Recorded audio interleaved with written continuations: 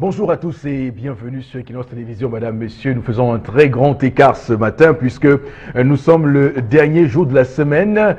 Néanmoins, nous sommes également le premier jour de ce mois de juin, le 1er juin 2018, dont le grand écart est fait entre le premier et le dernier.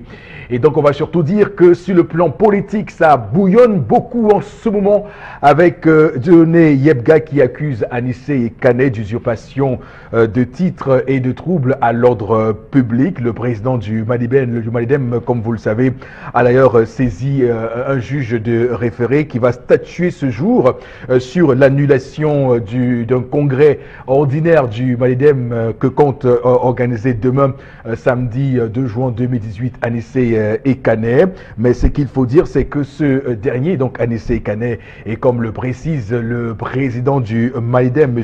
Yebga, qui précise d'ailleurs qu'il a été revoqué du secrétariat du bureau politique, mais également du Conseil national de la coordination de ce parti le 29 juillet 2017 et a donc été suspendu de toutes les activités du Malidem. Donc Anissé Kane qui ne compte pas s'arrêter en si bon chemin et continue donc à porter la casquette du Malidem malgré cette suspension, malgré cette révocation.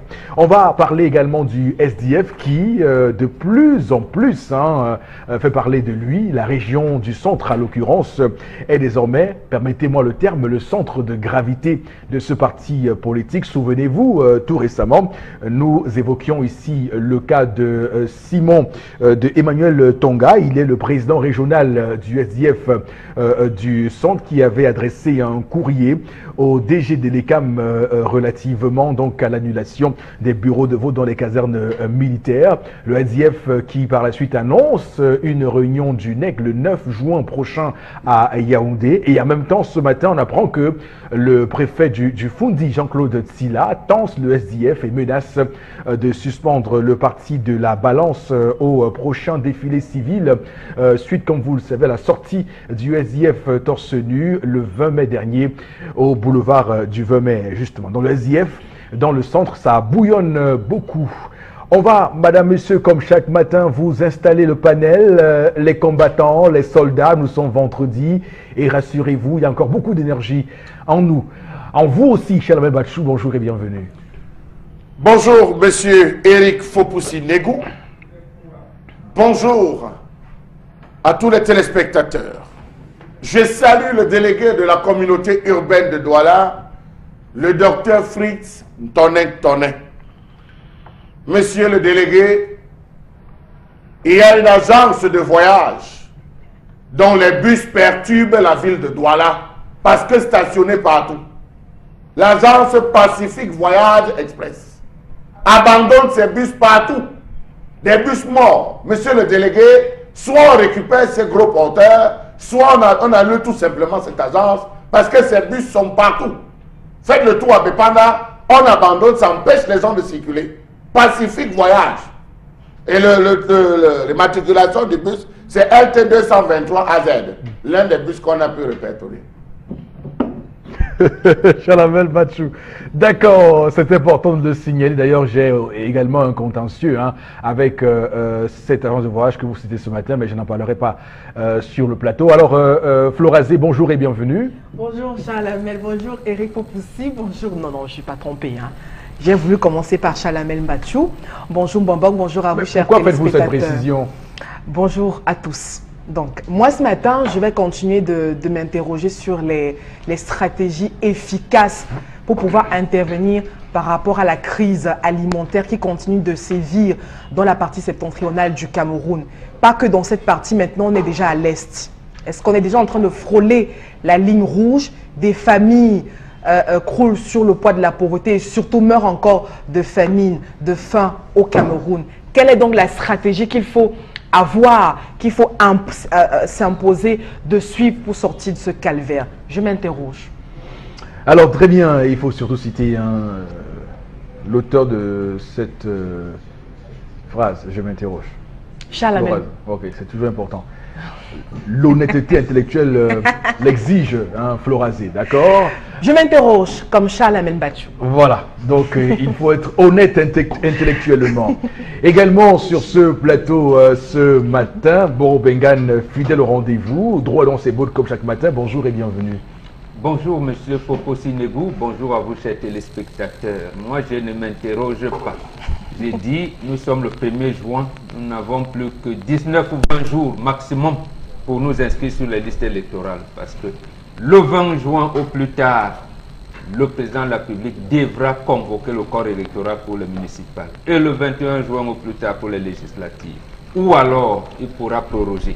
Mais attendons-nous, nous avons dit aux urnes citoyennes, nous n'avons pas dit aux armes. Donc les urnes.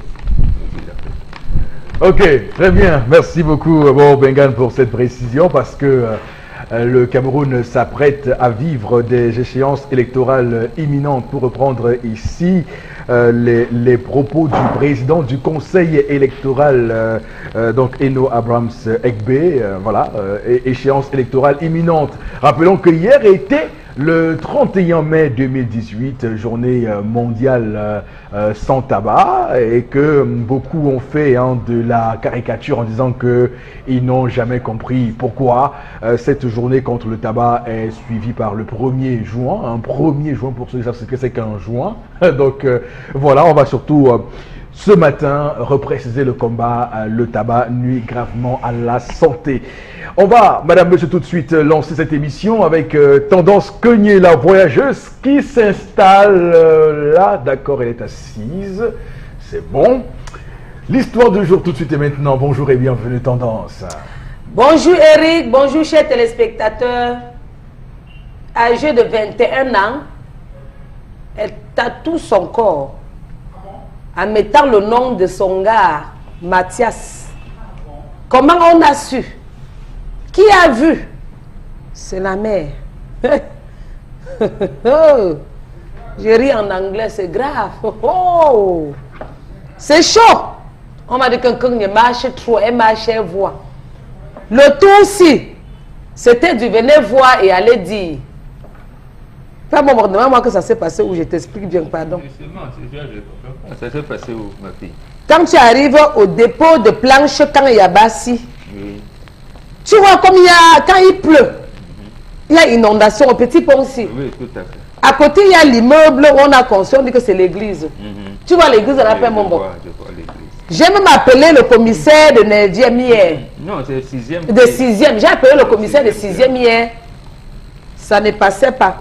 J'ai essayé de joindre son adjoint. Il m'a dit qu'il avait voyagé. Parce que je voulais qu'il vienne ici aussi intervenir à ma place.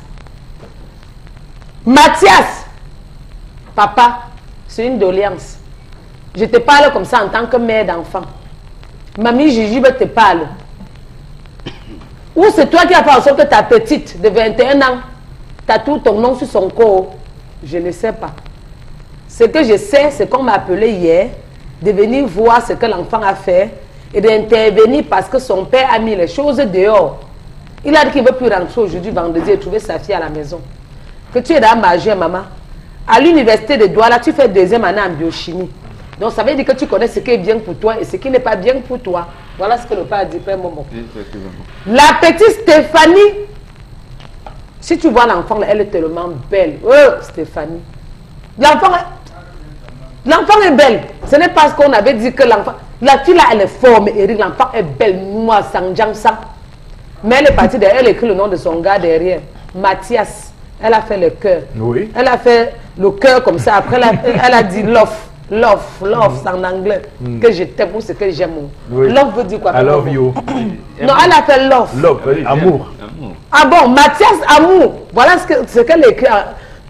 C'est ce que ça veut dire. Oui. L'amour aussi, en entrant dans la chambre hier, elle dit que ouais, pas pour. Elle a trouvé sa fille dans la chambre de sa fille dormait. Elle regarde, mais c'est quoi sur le dos de Stéphanie? Elle regarde encore, elle baisse la tête. Elle voit que l'enfant avait dessiné Mathias Love. Elle est partie dire à son mari qu'il ne faut pas que ton père constate tôt ou tard mon mariage fini. Elle a appelé son mari. Son mari est rentré. Elle a dit que papa, viens en cause.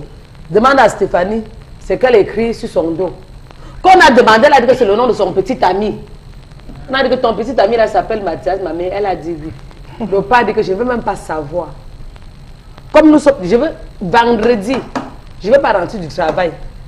Te retrouver encore chez moi, tu vas seulement aller retrouver Mathias. L'amour aussi est devenue folle. Elle a fait les crises. Que quand un enfant fait un truc comme ça, ce n'est pas seulement que tu vas dire que ramasse tes choses et tu pars chez Mathias. Tu veux rendre ma fille rebelle. Donc ça a créé tout un brouhaha. Je ne sais pas comment on peut poser des questions. Est-ce qu'on doit écrire le nom de son amour, tatouer le nom de son amour sur son corps? Bonne interrogation. À 21 ans, est-ce qu'une femme, une fille réfléchit d'ailleurs mieux pour écrire son nom, pour faire tous ces genres de choses? Bonne interrogation. Est-ce que, il y a tellement de questions que je ne sais même pas. Est-ce que la mère a le droit d'avoir une crise parce que son mari a dit que pas retrouver Mathias? Est-ce que le père aussi a le droit de dire à l'enfant que maman, je sais que j'ai affaire à une fille qui est intello, et non à une fille qui veut me montrer qu'elle connaît la vie. Voilà. C'est bon, père, vous me m'intervenez pour moi parce voilà que... Pourquoi quand je vous dis qu'il faut taper souvent les enfants, vous dites non, voilà, c'est ce qui arrive là. Ok. C'est bon, Eric, j'arrange ma brésilienne. Très bien.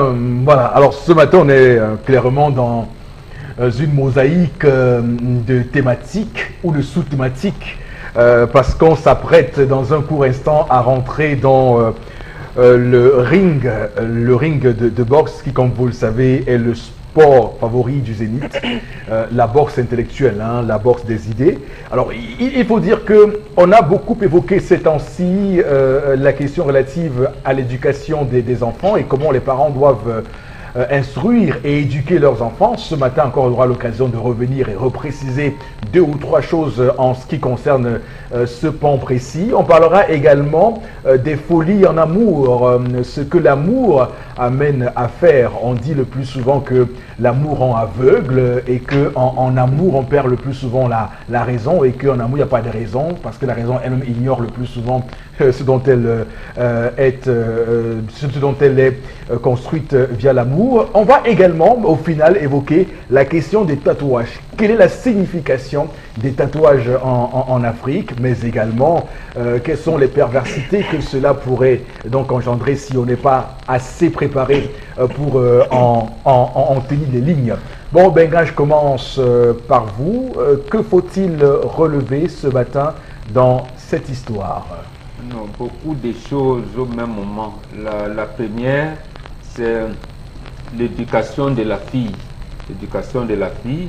Ici, par rapport au comportement de sa maman, j'ai l'impression que cette maman contrôle sa fille et c'est une bonne chose. Et qu'elle éduque sa fille. Qu'elle éduque sa fille, mais que sa fille, au contraire, est dans des compagnies qui sont plus ou moins adapté à la réalité de la vie en famille. Quand je dis de la vie en famille, c'est que elle oublie, ou alors elle néglige ce que sa maman lui dit à la maison tous les jours de se préparer à être dans un foyer. Et vous avez vu que sa maman, tout de suite qu'elle a vu, elle blâme sa fille, elle se retourne vers son mari en lui disant ta fille est. Comme ça, parce que là, le côté de la fille. D'autres choses. C'est une bonne épouse et une bonne mère. Oui, tout à fait. Et l'autre chose, c'est, j'allais dire, le courroux de papa. Et le premier geste a été de mettre sa fille dehors. Non, c'est pas un bon geste. C'est pas un bon geste. Vous voyez bien que ça amène son épouse à mettre encore la cale, comme on dit, à monter contre son propre mari en lui disant mais non, elle peut, mais vous ne pouvez pas. Elle l'a chassée de la maison. Là, ça montre encore que cette maman elle est vraiment une bonne épouse. Et il faudrait bien que le papa se ravise en ramenant sa fille à la maison et en la blâmant d'une autre manière. Mais l'autre chose, elle fait biochimie. Et c'est pourquoi nous, les traditionnalistes africains, nous vous disons qu'en fait, l'école des Blancs vous perd. Et la Grande Royale le disait encore, et c'est bien que c'est une femme qui l'avait dit lorsqu'on avait rencontré la civilisation occidentale. L'aventure ambiguë, elle avait dit, ce qu'on y gagne vaut-il ce qu'on va perdre? Elle a dit non. Vous voyez, elle pense que la deuxième année, elle est devenue l'enseignante même de ses propres parents. Donc, elle oublie, elle fait biochimie, elle oublie que les tatouages peuvent lui apporter des cancers, des choses inoubliables. Elle oublie elle qui aime souvent parler de l'amour, ma maison, me dit que demain, j'allais dire l'amitié ou alors l'amour peut être brisé, que le Mathias peut l'abandonner en pleine route et aller épouser une autre. Et comment on va faire avec le tatouage de Mathias sur le dos? Il va enlever, il va aller chez le dermatologue, il va aller où? Parce que vraiment on n'enlève pas les tatouages n'importe comment. En fait, c'est pour dire d'abord aux jeunes, écoutez, restez au sein de la famille, laissez les hommes viennent vous prendre auprès de la famille. Même si vous êtes docteur en doctorat ou agrégé en agrégation, mes chers amis, quand vous êtes encore sur le toit de votre papa, ou alors vos parents resteront vos parents. Respectez-les jusqu'à la fin de votre vie sur terre. Donc voilà un peu. Honore ton père et ta mère. Oui, absolument. Alors, mais papa surtout, oui, qu'il garde son côté, oui, ramène sa bon, on fille. peut comprendre qu'il à soit deux, en colère. Hein. Oui, justement, Oui, à deux. oui. Et c'est là où le comportement de la maman me plaît, à plus d'un titre. En tout cas, pour ce père-là, je suis tout à fait d'accord avec lui aussi. Hein. Il faut souvent créer sûrement qu'il ne tapait pas sa fille. Oui. C'est ça aussi. Donc, il faut taper souvent. Ah, il faut taper. Il faut taper. Lui infliger des punitions corporelles. Oui. Bobo Mbengan, vous le dites toujours sur ce plateau. Oui, absolument. De temps en temps, deux coups de chicot, ça ne fait pas de mal. Ça peut faire bouger les lignes. Mais regardez alors, un enfant, peut-être même qu'on fêtait ses anniversaires, elle avait les goûters, elle avait des ci, elle a ça. Bon, regarde là où elle est. Donc, elle ne se projette même plus dans l'avenir, comme maman le lui dit tous les jours. D'accord. Alors, Florazé, c'est à vous que je m'adresse par la suite.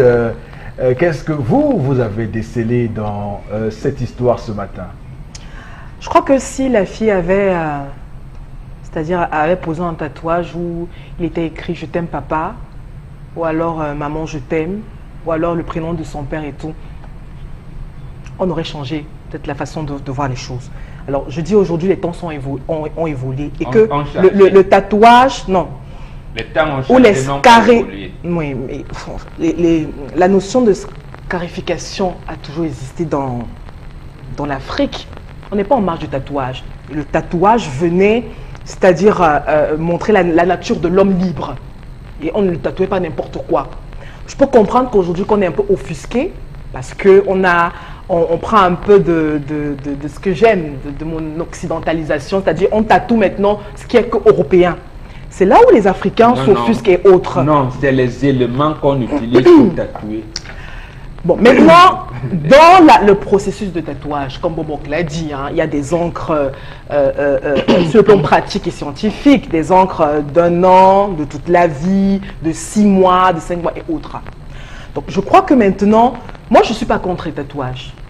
Je ne suis pas contre les tatouages parce que je sais que pratiquement dans toutes les sociétés, modernes ou pas, traditionnelles même, c'est-à-dire on a toujours le tatouage qui a une place très importante. Pour la jeune fille vierge, pour la femme mariée, pour la femme libre, etc., etc., etc. Même pour les ados. Je dis bien même pour les ados. Maintenant, ce que les parents doivent faire, ce n'est pas on a répudié l'enfant, etc. Non. Parce que justement, on est dans un monde qui court. C'est de comprendre pourquoi, par exemple, l'enfant est tenté de se tatouer. On peut se tatouer n'importe quoi. Une fleur. Et maintenant, ça dépend du message qu'on voudrait passer.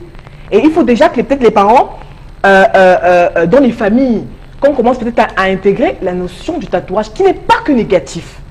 Je dis bien qu'il n'est pas négatif. Là, on a compris. Alors, pour cette jeune femme, pour cette jeune fille qui est actuellement chassée de la maison, qu'est-ce que vous dites? Non, on ne devrait pas. Déjà, elle s'est tatouée où et comment? C'est ça le problème. Ici, pas ici. J'ai dit oui. Et encore, elle s'est tatouée où, comment et tout. Donc peut-être qu'elle a pris juste un encre de 6 mois et tout, et on en fait tout un plan. Non, je crois qu'il faut parler avec l'enfant à un certain moment de la vie. Et des tatouages, comme je l'ai dit, c'est pas que le reflet négatif qu'on veut passer comme message. Je dis bien qu'il y en a qui se tatouent. Florazé, oui. Attention, il faut qu'on aille au fond. Alors, vous dites que vous êtes pour le tatouage. Je ne suis pas contre. Alors, ce qui se passe, c'est que cette jeune fille a osé tatouer le prénom d'une amourette de circonstance sur elle. Bon, elle ne sait pas sur quoi débouchera sa vie. Qu'est-ce que ça veut dire? Que chaque fois qu'elle aura un nouveau gars, elle fera un prénom sur elle? Non, c'est pourquoi j'ai dit elle va cumuler des noms non. sur son dos? Vous savez, on peut se tromper. On peut se tromper dans la vie, mais je dis bien la notion du tatouage. en lui-même n'est pas si mauvaise que ça. Je vous préviens que maintenant qu'on a affaire à une ado, je vous préviens que Charles Abel vous regarde. On a affaire, avec un regard très fort. Hein. Tous les jours c'est comme ça. Non, pas tous les jours. Je suis habitué. Spécialement ce matin. On est habitué. Mais attendez, je crois que peut-être il ne va pas se contredire. Le tatouage n'est pas né aujourd'hui. On va inventer une fille à couper du beurre. Je dis bien que par rapport à une ado, c'est tout à fait normal qu'elle pense à son petit ami qu'elle aime et avec qui elle voudrait fonder une famille. Maintenant, il y a des circonstances qui peuvent survenir. Donc, je crois que les parents devraient, sur le plan moderne, c'est-à-dire essayer de fleurir justement tous les compartiments. D'accord. Notamment les petits enjeux liés à la modernité, tatouages et autres. Donc, c'est-à-dire que si vous avez un enfant qui aime bien les tatouages, c'est de lui instruire peut-être la notion du tatouage et de quoi tatouer sur quelle partie du corps, par exemple. D'accord, ok. Alors, Tendance, qu'est-ce que tu penses de cette histoire avec ces tatouages? Il fallait d'abord commencer par Charles Amel. Oui, mais on va arriver à Charles Abel tout à l'heure. Non, ça traverse sa part que c'est comment il veut répondre. C'est-à-dire quoi? C'est-à-dire quoi? Qu'est-ce que tu penses de ce tatouage? Oui, je réponds alors. C'est la maman qui t'avait appelé au salopette. Non, j'ai tous les farces partout. La même elle avait appelé. Non, elle a les nerfs parce qu'on est en train de mettre son mari en train de mettre sa fille dehors. Et elle aussi, elle veut que son mari ne l'énerve même pas un peu. De deux, moi, je sais qu'il y a des gens qui vont dire que c'est mon corps. Est-ce que c'est le corps de ma mère? C'est le corps de ta mère. Le corps de mon enfant, c'est mon corps. Oui. Même moi, à la troisième coordonnée par le tatouage sur mon corps, c'est mon enfant qui va venir me dire, je vais te faire la fête. La mère a même seulement parlé. Je te tape comme ça jusqu'à j'arrive à l'université. Comme il y a souvent les enfants qui sont têtus, je sais qu'il y a des enfants que quand tu vas taper, parce que l'enfant écrit seulement le nom de Mathias, demain il va aller écrire un autre nom, ou peut-être tout son nom, même son nom de famille. Le jour que je te tape pour un premier tatouage, tu refais le deuxième tatouage, je viens me déshabiller à l'université. Pour qu'on sache que tu me manques le respect. Écris le nom d'un homme sur ton corps, à 21 ans, tu ne sais même pas si c'est lui qui va t'épouser demain ou après-demain. Parce qu'on connaît nos gars là, 21 ans même, tu n'es même pas encore assise au banc de touche, tu es encore au vestiaire ma chérie. Parce qu'à 21 ans, je ne savais pas si c'était fille ou garçon. Quand on disait que tu es de quel sexe, je disais que je suis garçon. Donc je ne distinguais pas mon sexe à 21 ans. Il faut que les enfants d'aujourd'hui nous arrêtent ça. Tellement j'ai joué avec les garçons jusqu'à on disait que... Et ma mère disait que tu es une femme ne doit pas jouer avec les hommes. Il disait seulement que... Oui, maman, je suis garçon, moi je suis fille. Donc maman, de grâce, ma petite Janine, ce que tu as fait là, on va enlever, s'il y a possibilité, enlevons. Parce que quand tu accouches un enfant, tu lui parles. C'est que ma mère ne m'aime pas. On vous aime. Donc vous voulez qu'on coupe la tête pour montrer qu'on vous aime. On vous aime très bien. Et le père de l'enfant doit comprendre aussi que nos enfants aujourd'hui, il faut seulement savoir leur manager. Si tu commences à trop parler, elle sort, elle devient rebelle, elle n'est même plus avec Mathias, tu fais comment? Cherche à voir Mathias. Oui, en tant que mère, tu fais le genre que tu cherches Mathias, tu dis que le mariage c'est pour quand? Oui, c'est un peu comme s'il avait fétiché ta fille. Que Mathias, tu donnes quoi à ma fille? Pour qu'elle vienne écrire, tatouer ton nom, jusqu'elle écrit Mathias Love.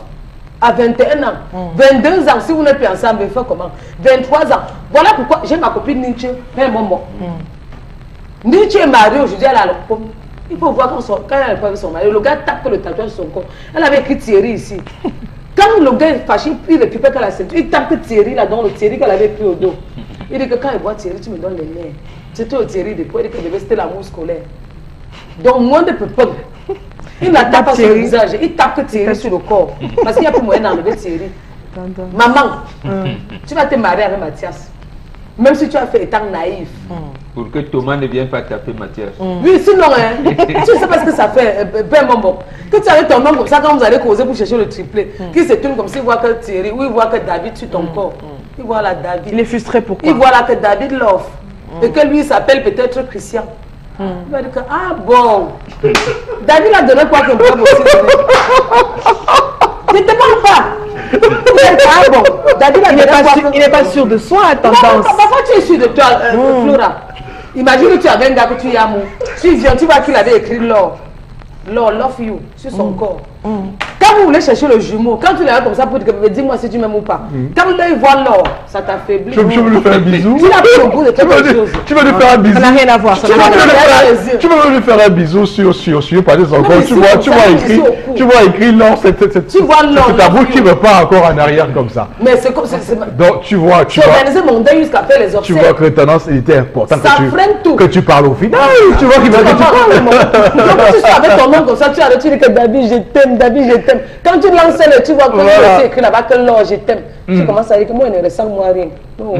D'accord, très bien. Tu m'en dis compte de tendance. Merci, tendance, comme tu confirmes qu'il fallait que je parle, non? Alors, j'aime quand c'est Charles Hamel qui parle avant que je parle. Voilà. Avant de parler pour moi. D'accord, donc maintenant Charles Hamel, j'ai l'impression que toute la République attend ce que vous avez à dire sur cette histoire-là. On a gardé le meilleur pour la fin aujourd'hui. Suspense. Bon, enfin, il faut qu'il parle. J'attends la question. Florazé, attention. Alors, Charles Hamel, la question, elle est très simple. Hein. Que doit-on retenir de l'histoire de ce matin? Tout simplement, monsieur Eric Fopoussi, que c'est une histoire de voyous. Oh. C'est une histoire de voyous. Permettez-moi l'expression. La preuve, lorsque vous écoutez Flora s'exprimer, elle s'exprime dans un langage d'occidentalisé. Oh là là. C'est une ado. Moi qui ai inventé le tatouage. Qu'est-ce qu'elle met dans c'est une ado? C'est une ado. Ado veut dire quoi? Adolescente. Ah merci. Donc il faut raccourcir comme adolescente pour dire c'est une ado. Je rappelle qu'ado veut dire Alassane Draman à Côte d'Ivoire. Monsieur Eric Fopoussi, il y a toutes des expressions occidentalisées qui vont avec.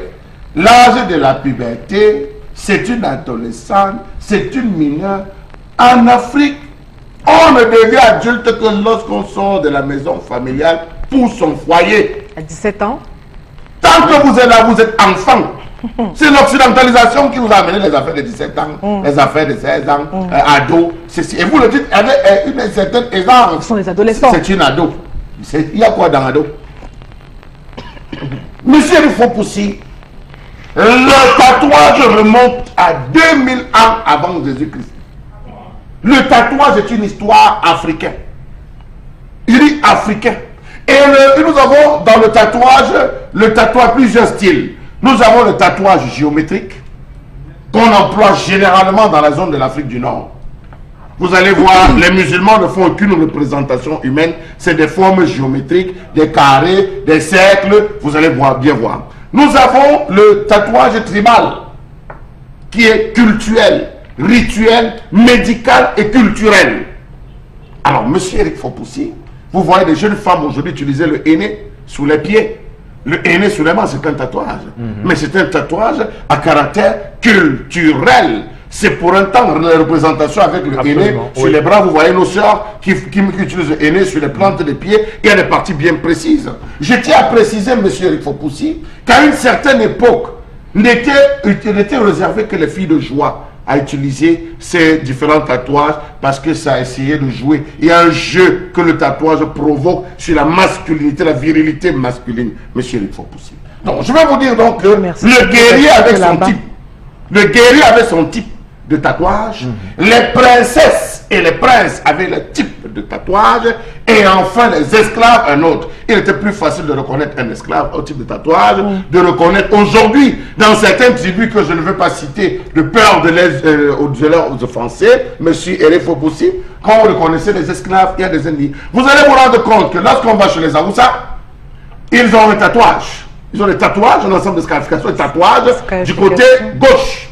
Lorsque vous allez dans le camp à Yabassi, vous allez vous rendre compte qu'ils ont renvoyé les tatouages à droite. Lorsque vous allez chez les Matakam, les Mofoussam, vous allez un peu dans toute la zone de Guidère, vous allez vous rendre compte qu'ils ont trop de scarifications, de tatouages. Normalement, lorsqu'elles étaient jeunes, utilisaient les tatouages. Monsieur Eric Fopoussi.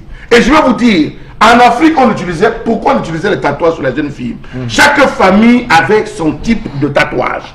On faisait le tatouage avec la corne de bœuf, pour ceux qui ne le savent pas. C'était avec la corne de bœuf qu'on aiguisait pour faire de merveilleux. À l'intérieur, on mettait un peu de sang pour faire du tatouage. On mélangeait avec certaines plantes, blancs et tout, pour pouvoir avoir un certain type de couleurs et d'effets suivant la peau de la personne. On avait des vols de filles. Ça veut dire qu'il y avait des tribus, lorsque la pandémie arrivait, les filles décédaient malheureusement. Alors pour pouvoir compenser cela, les gars se déployaient de nuit pour voler les filles dans d'autres villages, pour voler des femmes dans d'autres villages. Alors distinctement, chaque famille utilisait un style de tatouage qui leur était propre pour remarquer leurs épouses, leurs femmes et leurs filles, monsieur Eric Fopoussi. Donc lorsqu'on venait à perdre, on se baladait de village en village, on cherchait à reconnaître, on voit toutes les femmes, on présentait les femmes pour reconnaître à travers le tatouage. Voilà donc l'utilité du tatouage, monsieur Eric Fopoussi. Aujourd'hui, nous avons ce qu'on appelle le tatouage urbain. C'est ce que cette jeune fille fait. Le tatouage de voyou. Et donc la seule question à laquelle cette jeune fille a répondu, c'est probablement que tu m'aimes. Je ne peux pas laisser Charles Amel utiliser ce type de langage. Quand même. Mais non, attendez. Je vous en prie. Quand vous parlez, personne ne vous a. Mais qui contrôle quand même son langage? Non, mais attention, c'est pas à vous de l'arrêter s'il a un langage. Plus on a des tatouages, mieux on est boy. Quand on voit d'avoir des tatouages, il peut dire, oh, voilà un boy. Et les gars, on est tenus. Lorsqu'ils font les tatouages, c'est maintenant avec les démembrés qui marchent. Ils marchent avec des pantalons bas dessous de la ceinture. Ils marchent avec des culottes où tout un pied a été complètement bazardé par des tatouages indélébiles. Monsieur Eric Fopoussi, cette jeune fille n'a répondu qu'à une question. Prouve-moi que tu m'aimes. Rien à voir, rien à voir. Voilà, très bien. On va prendre avec vous, Florazé, les différents messages, je vous en prie. Alors, le corps est le temple de Dieu. Occidentalisé. Mais je lis un SMS. Ne t'empêche pas de lire. Cette femme est vraiment... cette fille est vraiment très stupide parce qu'elle veut vivre la vie américaine. Je lis pour dire que le corps... bon, c'est un téléspectateur qui écrit que le corps est le temple de Dieu. Donc, ce type d'attitude est donc à bannir. Il faut préciser bien qu'Américains et Russes, les tatouages ont des significations suivant la durée de vie et la peine. Lorsque vous voyez une vierge, chez les Russes, lorsque vous voyez quelqu'un dessiner une vierge sur le dos, ça veut dire qu'il a eu à prendre plus de 30 ans de prison. Lorsque vous voyez la croix, tout est bien mentionné, ça a des significations chez eux, parce qu'ils ont tiré ça de l'Afrique. Comme Bombong le dit, c'est nous qui avons enseigné cela à l'Occident. Il n'y avait pas de tatouage. Je n'ai pas dit le contraire, dans le tatouage, elles sont pratiquement la même chose. C'est pas normal pour une jeune fille de son âge de faire ce genre de choses. Elle risque de gâcher son avenir. Le père n'a pas le droit d'agir ainsi. Je trouve que le père n'a pas bien réagi en mettant sa fille dehors. Stéphanie n'a pas le droit d'écrire le nom de Mathias sur son corps. Ce n'est pas une preuve d'amour. Mais finalement, qu'est-ce qu'on dit? Le père n'a pas bien agi, elle ne devait pas bien faire. La solution alors c'est où en ce moment? Ce problème résulte de la mauvaise... Je la tape à l'université. Résulte de la mauvaise éducation de l'enfant par ses parents. D'une part aussi, c'est probable. Lorsqu'on aime, on peut bien agir ainsi. C'est Manuel depuis Consamba qui réagit. Non, ici c'est l'enfant qui est têtu. Si vous regardez les agissements de sa maman, on a l'impression qu'elle est bien éduquée à la maison. La mère pouvait me cacher que le père ne soit pas au courant. Il faut préciser que certaines formes géométriques qui sont représentées peuvent être des incantations de Satan, du monde maléfique. Même les tatoueurs ne connaissent pas ce qu'ils tatouent, monsieur Eric Fopoussi. On peut vous tatouer quelque chose, vous êtes possédé toute votre vie par un démon qui ne vous lâchera jamais. Je dis posséder toute votre vie. Vous pouvez me faire une représentation sur votre corps. Toute votre vie, vous avez la malchance. On vous lave même avec n'importe quelle eau. C'est vous qui avez collé à vous cette malchance sur votre vie. Donc beaucoup de gens vont le faire sans connaître. Bientôt Charles, vous allez faire un procès. Vous allez faire un procès sur ma coupe de cheveux pour dire que je suis une voyelle et autres. Donc je crois qu'il ne faut pas quand même. Vous voulez qu'on parle de votre coupe de cheveux? Non, quand même, il ne faut pas exagérer. Vous n'avez pas juger les gens à travers. C'est pas une pique. Non, mais parce que justement, il a dit à travers. Au XVIIe siècle, je ne sais pas vous dire pour qui était destiné cette partie. Vous risquerez d'avoir peur sur ce plan. Ah non, du tout. À l'hôpital, quand vous avez un tatouage, vous ne pouvez pas donner du sang.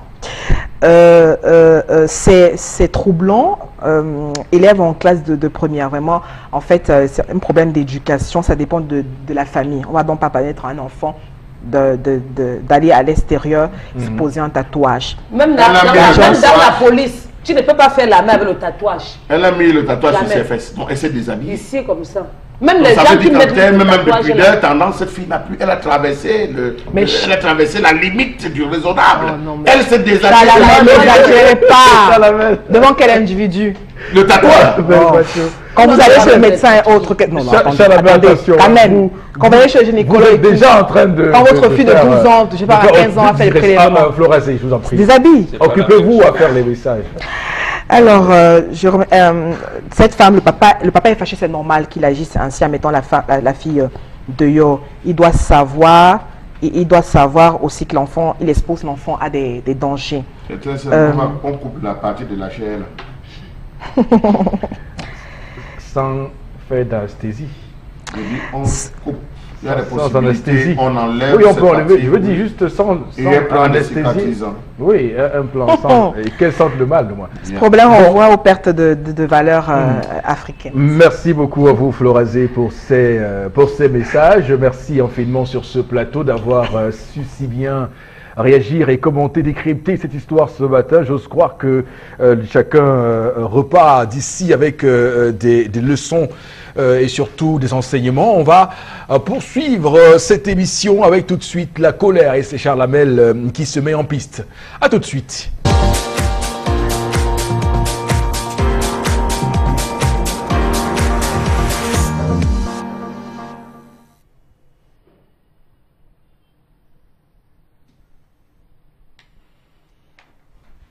Je m'interroge ce jour sur la question de la gestion des catastrophes naturelles au Cameroun.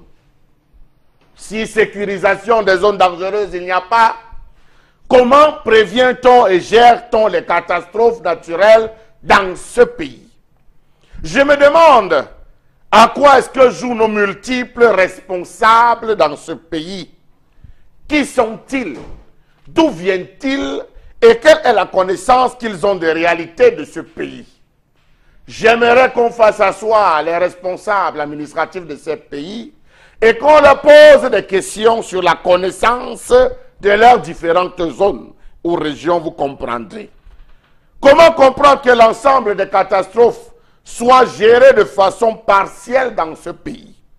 Comment comprendre que depuis 1961, cette cellule ayant vu le jour au sein de la direction des affaires politiques du ministère délégué à la présidence chargé de l'administration territoriale n'ait rien pu apporter au Cameroun?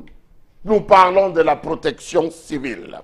Quel est le rôle trouble des différentes structures affiliées à elle, notamment la Croix-Rouge camerounaise, le ministère de la Santé, le Corps national des sapeurs-pompiers, les services d'assistance médicale d'urgence, l'Institut de recherche géologique et minière, pour ne citer que cela, tous rattachés à la direction de la protection civile.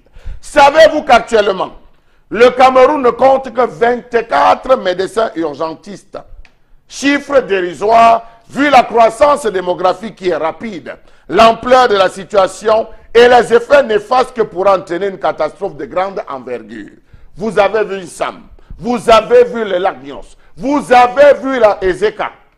Où étaient les médecins urgentistes? Je pense que c'est par là que l'on commence par prévenir et gérer les catastrophes naturelles. Savez-vous qu'il n'y a pas assez d'experts scientifiques pouvant déterminer ni expliquer un quelconque phénomène? On a toujours besoin de faire venir les Israéliens, les Français, les Suisses, les Belges et les Américains, et avec les Japonais parfois en source. Pourquoi ne forme-t-on pas les Camerounais dans ces domaines scientifiques? Comment comprendre que le dernier rapport de la protection civile date de l'année 2008-2009 avec comme thème la protection civile par les gestes qui sauvent? La preuve, on a vu lors de la catastrophe des ECA, les gestes qui sauvaient, avec des ministres qui sont venus en hélicoptère et qui sont repartis alors qu'on avait besoin de sauver les malades et les accidentés. Jusqu'à ce jour, nous attendons les rapports des multiples catastrophes qu'a connu le Cameroun, avec une moyenne de plus de 7 événements malheureux par mois, soit presque 2 par semaine. Que sont devenues les 13 stations sismiques mises en place par le gouvernement camerounais en 1982 pour contrôler les vibrations et autres ondulations sismiques pouvant se produire dans la croûte terrestre? Ça n'existe plus, c'est tous tombé en panne. 13 stations. Mais pourtant, on prend l'argent de la réhabilitation. Savez-vous que certaines, comme celles de Fumbot et Bambouy, ont été fermées dès 1993 à cause, dit-on, de la crise économique. Pourtant, il ne fallait que 2 millions de francs CFA pour assurer la maintenance annuelle de chacune d'elles. Crise sécuritaire dans l'extrême nord du Cameroun initiée par Boko Haram. Crise humanitaire causée par la crise centrafricaine à l'est du Cameroun. Crise anglophone. Invasion des animaux dans les villages et champs. Population déplacée. 160 000 en externe et 40 000 en interne. Qu'est-ce qui a été fait? Inondation, effondrement, catastrophe ferroviaire des ECA, décès causés par la consommation de l'odontol à l'est du pays et j'en passe. Que de crises qu'a connu le Cameroun, pourtant les problèmes restent les mêmes. Qu'a-t-on fait pour les déplacer en interne? 40 000. Et qu'a-t-on fait pour les déplacer en externe? 160 000 pour la récente crise anglophone. Et il y a une direction de la protection civile. Elle existe. Savez-vous que le 23 juin 2002, en effet, un tremblement de terre s'était déclenché en pleine mer, à 30 km de Kribi. Il a fait venir et dépêcher un Français, un spécialiste français, pour venir faire l'évaluation et l'étude de ce mouvement tectonique. Après, plus rien. Comment comprendre qu'au Cameroun, il n'existe aucun plan d'évacuation en cas de catastrophe? Rappelons-nous, Eric Fopoussi nous disait, si un tsunami venait à se lever, que feraient les populations de Douala? Rassurez-vous, vous allez vous débrouiller. Comment comprendre qu'il n'existe à proprement parler pas une prise en charge adéquate des premières mains dans chaque département? Comment comprendre le manque de coordination adéquate, la prise des mesures à la hâte sans l'appui des techniciens informés et formés sur la catastrophe? Comment comprendre le fait que les populations se retrouvent elles-mêmes à organiser des secours quand il n'y a pas la certitude que les textes censés les protéger sont pris? Si ces secours sont mal organisés, l'envergure de la catastrophe sera plus grande. Protection civile, prévention, gestion des catastrophes naturelles, le Cameroun va à volo. Dans tous les cas, je m'interroge, je vous interroge. Vous nous interrogez ce matin, Charles Amel Mbachou, on vous en remercie parce que cela nous permet clairement de décrypter cette question de la gestion des catastrophes au Cameroun. Vous avez évoqué de fort belle manière l'absence de trajectoire et des politiques en ce sens et vous demandez où on en est avec cette direction nationale de la protection civile. Qu'est-ce qu'elle fait? Où est-elle? De nombreux Camerounais d'ailleurs nous ont raillé dans une autre vie de dire que nous avons souvent tendance ici à rouspecter et pourtant il y a auprès de ces administrations-là des textes qui sont édictés pour faire face à tout ce que vous décrivez comme malheur ce matin. Donc on leur dit que le Cameroun n'a pas un problème de texte, le Cameroun a un problème d'action. Donc il faut bien qu'on s'entende. Bon, Bengan, ce matin sur la gestion des catastrophes. Il faut dire cette semaine, on a été très méthodique cette semaine. Charles Amel, bravo parce que ça a été, voilà, on sent que vous nous avez amené en cette fin de semaine sur ce sujet parce qu'on a commencé par la cartographie en début de semaine, sécurisation des lieux. Après on est revenu, voilà, sur la pêche illégale, comme vous le dites, et maintenant pour revenir clairement dans le vif du sujet. Alors si elles sont donc là, ces catastrophes, qu'est-ce qu'on fait? Bon, Bengan. Non, il y a 5 ministères dans l'organisation liée aux catastrophes. Il y a 5 ministères, donc il devrait prendre ça comme leur action principale. Il y a d'abord le ministère de l'administration territoriale. Vous avez entendu Charles Amel parler de la direction de la protection civile. C'est également là-bas où est logée la direction de la gestion des catastrophes. Mais il y a à côté le ministère de la santé publique. Parce que c'est elle qui forme, qui a le personnel de santé lié. À un moment donné même, il y avait ce qu'on appelait médecine de catastrophe. Donc, il y a certaines maladies et beaucoup d'autres choses qui arrivent en cas de catastrophe.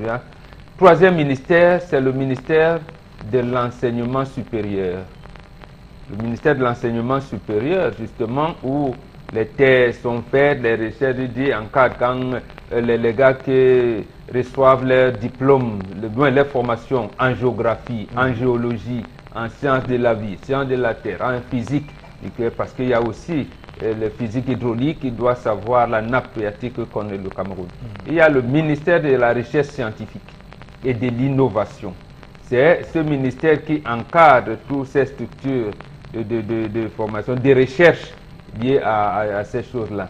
Et il y a enfin, en fait, ce n'est pas hiérarchisé, il y a le ministère de la Défense qui a le matériel et le corps des sapeurs-pompiers. Maintenant, vous avez parlé de l'action, vous avez vu juste, parce que c'est le mot, en fait, qui fait défaut. Quelle est l'action qui coordonne les 5 départements ministériels en cas de catastrophe? J'ai envie de dire que depuis le lac Nyos, il y a eu l'Ensam, mais avant Ensam, il y a eu la digue de Magba qui avait lâché, il y a eu Ezeka hier, il y a des inondations. Voilà, la crise anglophone, voilà. Le choléra déclaré à tout à fait. Donc, en fait, vous ne voyez aucune action, parce qu'on vous parle toujours de la cohésion de l'action gouvernementale. Donc, les 5 ministères devraient, comme vous dites, être associés et parler de manière régulière et prévoir un certain nombre de choses. C'est-à-dire, comme la saison de pluie va bientôt être de manière, j'allais dire, vigoureuse, j'allais vous dire, les populations côtières, et méfiez-vous parce que précisément le département de la climatologie a vu que les vents qui viendront de l'océan vers tel risquent de. Bon, c'est pour ça que vous voyez dans les pays qui se respectent, on vous dit oui, mais Catherine a annoncé là, vous savez, dans quelle semaine le rythme de vent. Bon, voilà. Ici, la météo peut même vous prévoir le soleil et vous voyez la pluie tombe toute la nuit. Bon, voilà, les sons. Mais donc, il y a manque de cohésion de cette action gouvernementale-là pour voir, j'allais dire, intervenir en cas de problème. C'est pour ça que Ezeka a été traité comme il a été traité aujourd'hui aussi. D'abord, le nombre de morts et disparus, on ne connaît pas. Oui, un vrai désastre, voilà, Ezeka. Parce que justement, en construisant la voie ferrée, il y avait bien, il y a des tunnels, il y a des ponts, il y a des choses. Oui. On n'avait donc pas prévu le fait que si un train peut chuter dans un ravin, qu'est-ce qu'il adviendra? Et un train a donc chuté. On a été incapable d'aller au fond pour pêcher et servir de sauver les vies humaines. Catastrophe, là encore, mal gérée, ou encore catastrophe non gérée, parce que mal gérée, c'est... voilà, c'est non géré. Non géré. Oui, Florazé, sur cette question de la gestion des catastrophes au Cameroun, Bengan a énuméré 5 ministères qui peuvent rentrer dans le jeu de la gestion. Vous dites qu'en plus de ça, qu'est-ce qu'on peut faire et qu'est-ce qu'on doit faire? On a besoin d'un dispositif préventif durable et à long terme. Et là, ça se fait sur le terrain. Par contre, ce qu'on a constaté, c'est que ce projet qui est peut-être bien élaboré sur du papier laisse à désirer sur le terrain. Parce que même quand vous affectez un certain nombre... Supposons qu'il y a un fait qui arrive, qu'on reconnaît une grave maladie à gérer. Qu'est-ce qu'on doit faire? Je comprends, Eric Fopoussi. Mais sauf que la prévention vaut la peine.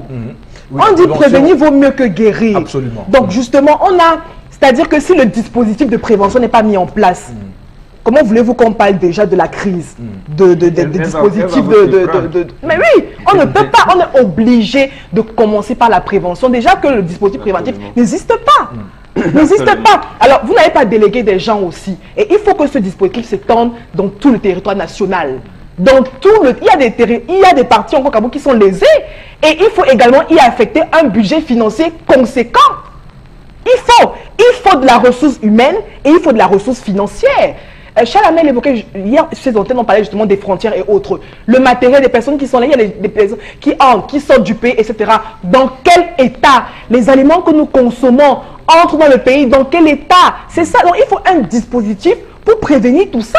Donc, mais justement sur le terrain, on constate que rien n'est fait à ce niveau. Mais pourtant, on a des personnes formées pour ça. que moi je dis, on a des personnes formées pour ça. En 2010, on nous a présenté des cas, soit sur le domaine de la médecine, sur le plan animal et autres. On a une formation conséquente pour prévenir et même pour faire face à la crise. Donc moi j'ai l'impression qu'au Cameroun, on aime bien les cas de crise. Vous vous souvenez, en 2017, on a délégué une dizaine de ministres parce que justement on avait dit on a atteint le pic en termes de crise alimentaire au Cameroun. Mais après ça, nous journalistes, nous décrions le fait qu'il n'y ait pas de l'information. On n'arrive pas à informer les populations sur pratiquement tout.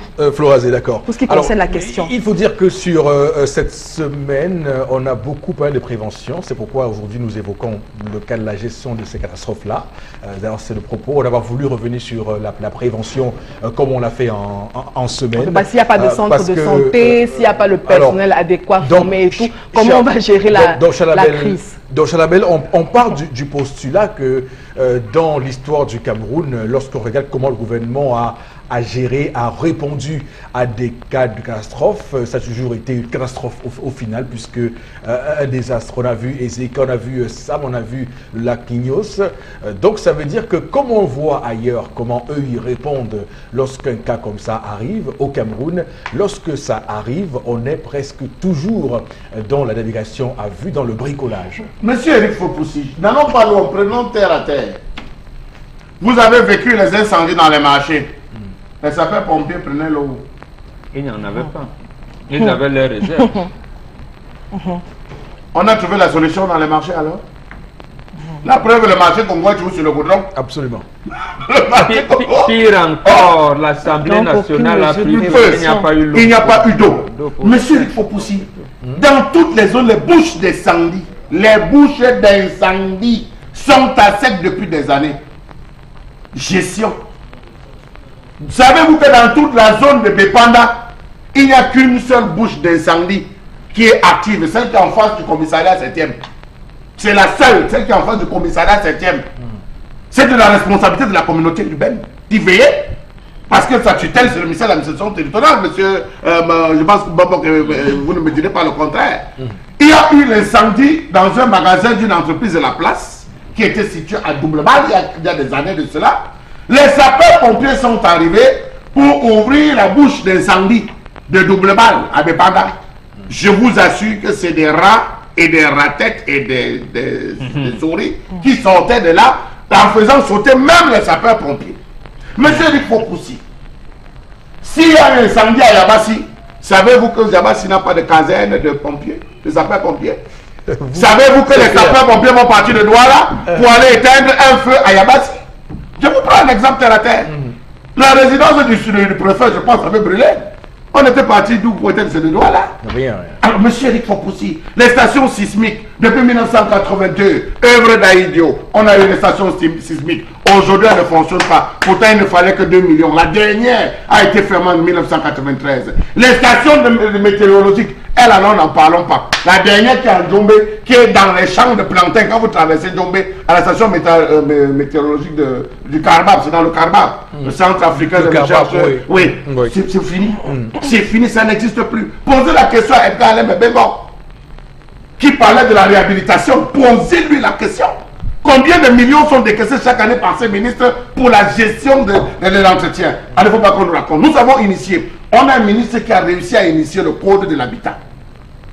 Son Excellence Jean-Claude Mboïtou, il a initié le code de l'habitat. Aujourd'hui, même s'il y a l'eau, les sapeurs-pompiers ont de la peine à entrer dans les quartiers. Qu'on essaie de viabiliser les différents axes.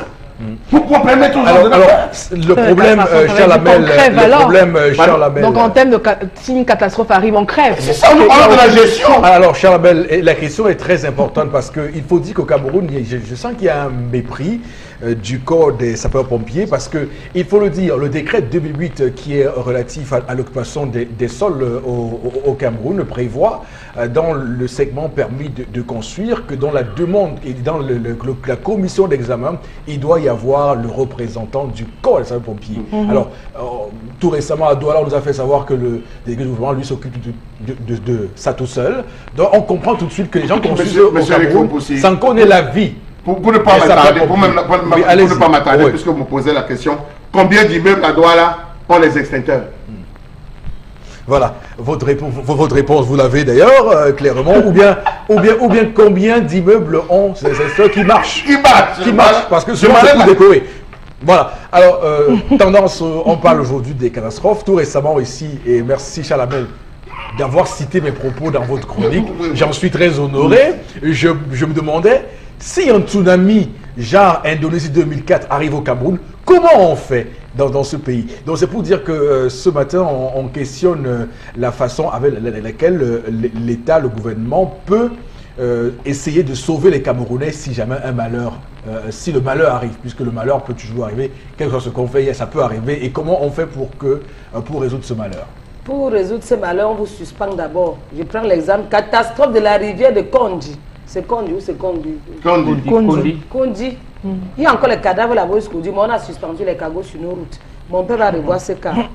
Catastrophe du camion, de la voiture fou à la falaise de Tcham, qui a tué presque tous les Camerounais. Jusqu'aujourd'hui, la voiture est encore là-bas, on a déplacé. Je vais appeler Abafsan pour savoir encore les infos. Ça aussi, ça nous a dépassé. Ça nous a dépassé. Catastrophe de Général Voyage qu'on a fermé. Après quelques jours, on a encore libéré. Les Camerounais sont tous morts. Je remets encore ça tout dans le dossier de mon père. Catastrophe de Mbanga Pongo. Kenya Airways a tué toute ma famille. Je n'oublie pas Aïcha. C'était ma quota. Mon père va encore remettre ça dans les dossiers. Catastrophe. J'ai encore oublié qu'elle. Donc, Général Voyage, j'ai parlé de ça. Catastrophe des ECA. Jusqu'aujourd'hui, il y a un avocat qui cherche sa femme. On va encore voir les enquêtes. Je vais commencer, vous laissez par où nous fera. Catastrophe à la prison centrale de Nebel. Le jour qu'il y avait un incendie, c'était en quelle année? Jusqu'aujourd'hui, on dit que c'est trop serré là-bas. C'est tous les dossiers qu'il y avait dedans, mon pays va mettre dans son tiroir. Catastrophe avec les prisonniers qui sont serrés partout. Malades tous les jours avec le Carnogo. Ils sont dans une prison serrée. Donc tu termines par la tendance. Quand les prisonniers sont serrés et que depuis on les juge parce que toute la catastrophe n'a pas un moment. Oui, tout à fait. Ok, je mélange tout ça. Très bien. Ça, c'est les dossiers que mon père va être au courant. Catastrophe pour les cas d'arrêté qu'on n'a pas fait. Ça ne sort pas à temps. C'est bon, c'est bon. Deuxième partie de votre émission 10-12 Le Zénith. Madame, Messieurs, pour entamer cette deuxième partie, on va évidemment rester dans les canons habituels de ce programme reconnu d'utilité publique sur Equinox Télévision, la belle télévision. On va, avec vous, Florence, entamer cette deuxième partie. Ce sont d'abord, pour commencer, les réactions de nos téléspectateurs et ensuite on verra ce qu'il y a à faire pour la suite du conducteur. Oui, Eric Fopossier, pour cette seconde partie, nous commençons avec une intervention d'un téléspectateur qui pense que les Camerounais, en fait, qu'on est trop fort pour vivre ici. Seul Dieu sait comment on réussit à survivre. Nous sommes dirigés par une incompétence. Autre réaction, le Cameroun n'est pas bien développé pour pouvoir gérer les catastrophes. Non, on apprend, si vous permettez, on apprend en Algérie, en Angola, comment ça se fait quand un gouvernement est souverain. L'aide humanitaire qui vous vient de l'extérieur, vous les recevez à l'aéroport et vous cheminez vous-même. C'est pour cette raison que les gens formés dans nos universités, et il y en a depuis 1974 par exemple, il y a eu les premiers docteurs d'État en sciences physiques formés à l'université fédérale, ils en sont sortis. Et il y en a beaucoup qui ont d'ailleurs été membres permanents et même secrétaires permanents de la commission du bassin de la Tchad pour étudier et l'irrigation dans le Grand Nord. Ils ont géré, ils ont même la carte hydraulique du Cameroun. Ils en ont. Donc en fait, ils peuvent, et leurs thèses de doctorat sont là, leurs études sont là. Maintenant, le problème, c'est de les utiliser. Voilà. Par exemple, pour la catastrophe, qu'est-ce qu'il y a eu avec Eno Belinga? Pour parler seulement de ce qui s'est passé avec le lac Nyos. On a un type qui s'appelle Eno Belinga, paix à son âme.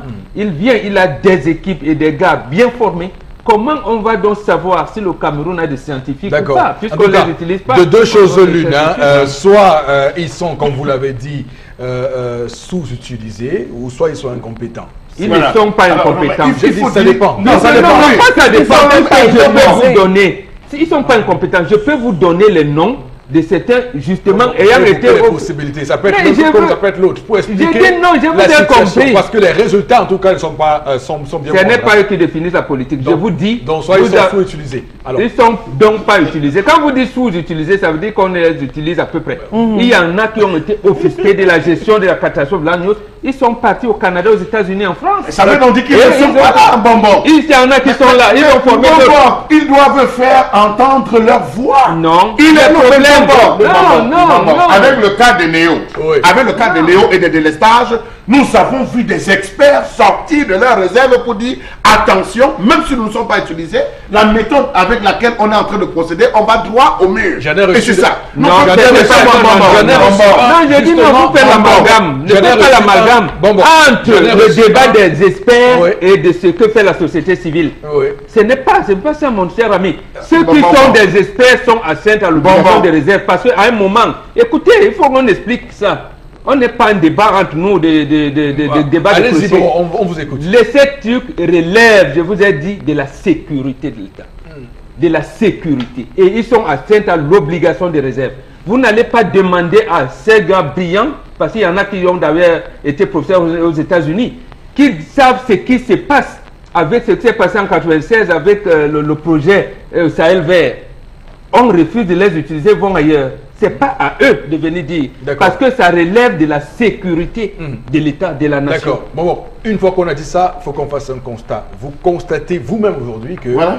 les catastrophes au Cameroun jusqu'ici n'ont pas été gérées. Et Pas pendant le ça, politique, c'est le politique. Ce n'est pas eux qui vont gérer les 5 ministères en charge En de tout gérer. cas, c'est pas eux. on est d'accord au moins sur ce point-là. Oui, maintenant. absolument. Que Moi, c'est ceux- le politique que que je ceux tire qui sont, sur le que ceux politique. qui estiment être compétents continuent à se taire et les Camerounais continuent à mourir. On va mourir. Alors, C'est Ah, pas- absolument. Absolument. Absolument, c'est pas le- Non, mais c'est important de le préciser. de c'est dire, là, oui, de Mon ami c'est- Haroun c'est- c'est- Tazev, Haroun Tazev n'a jamais fait de conférence pour dire ce qui se passe en France.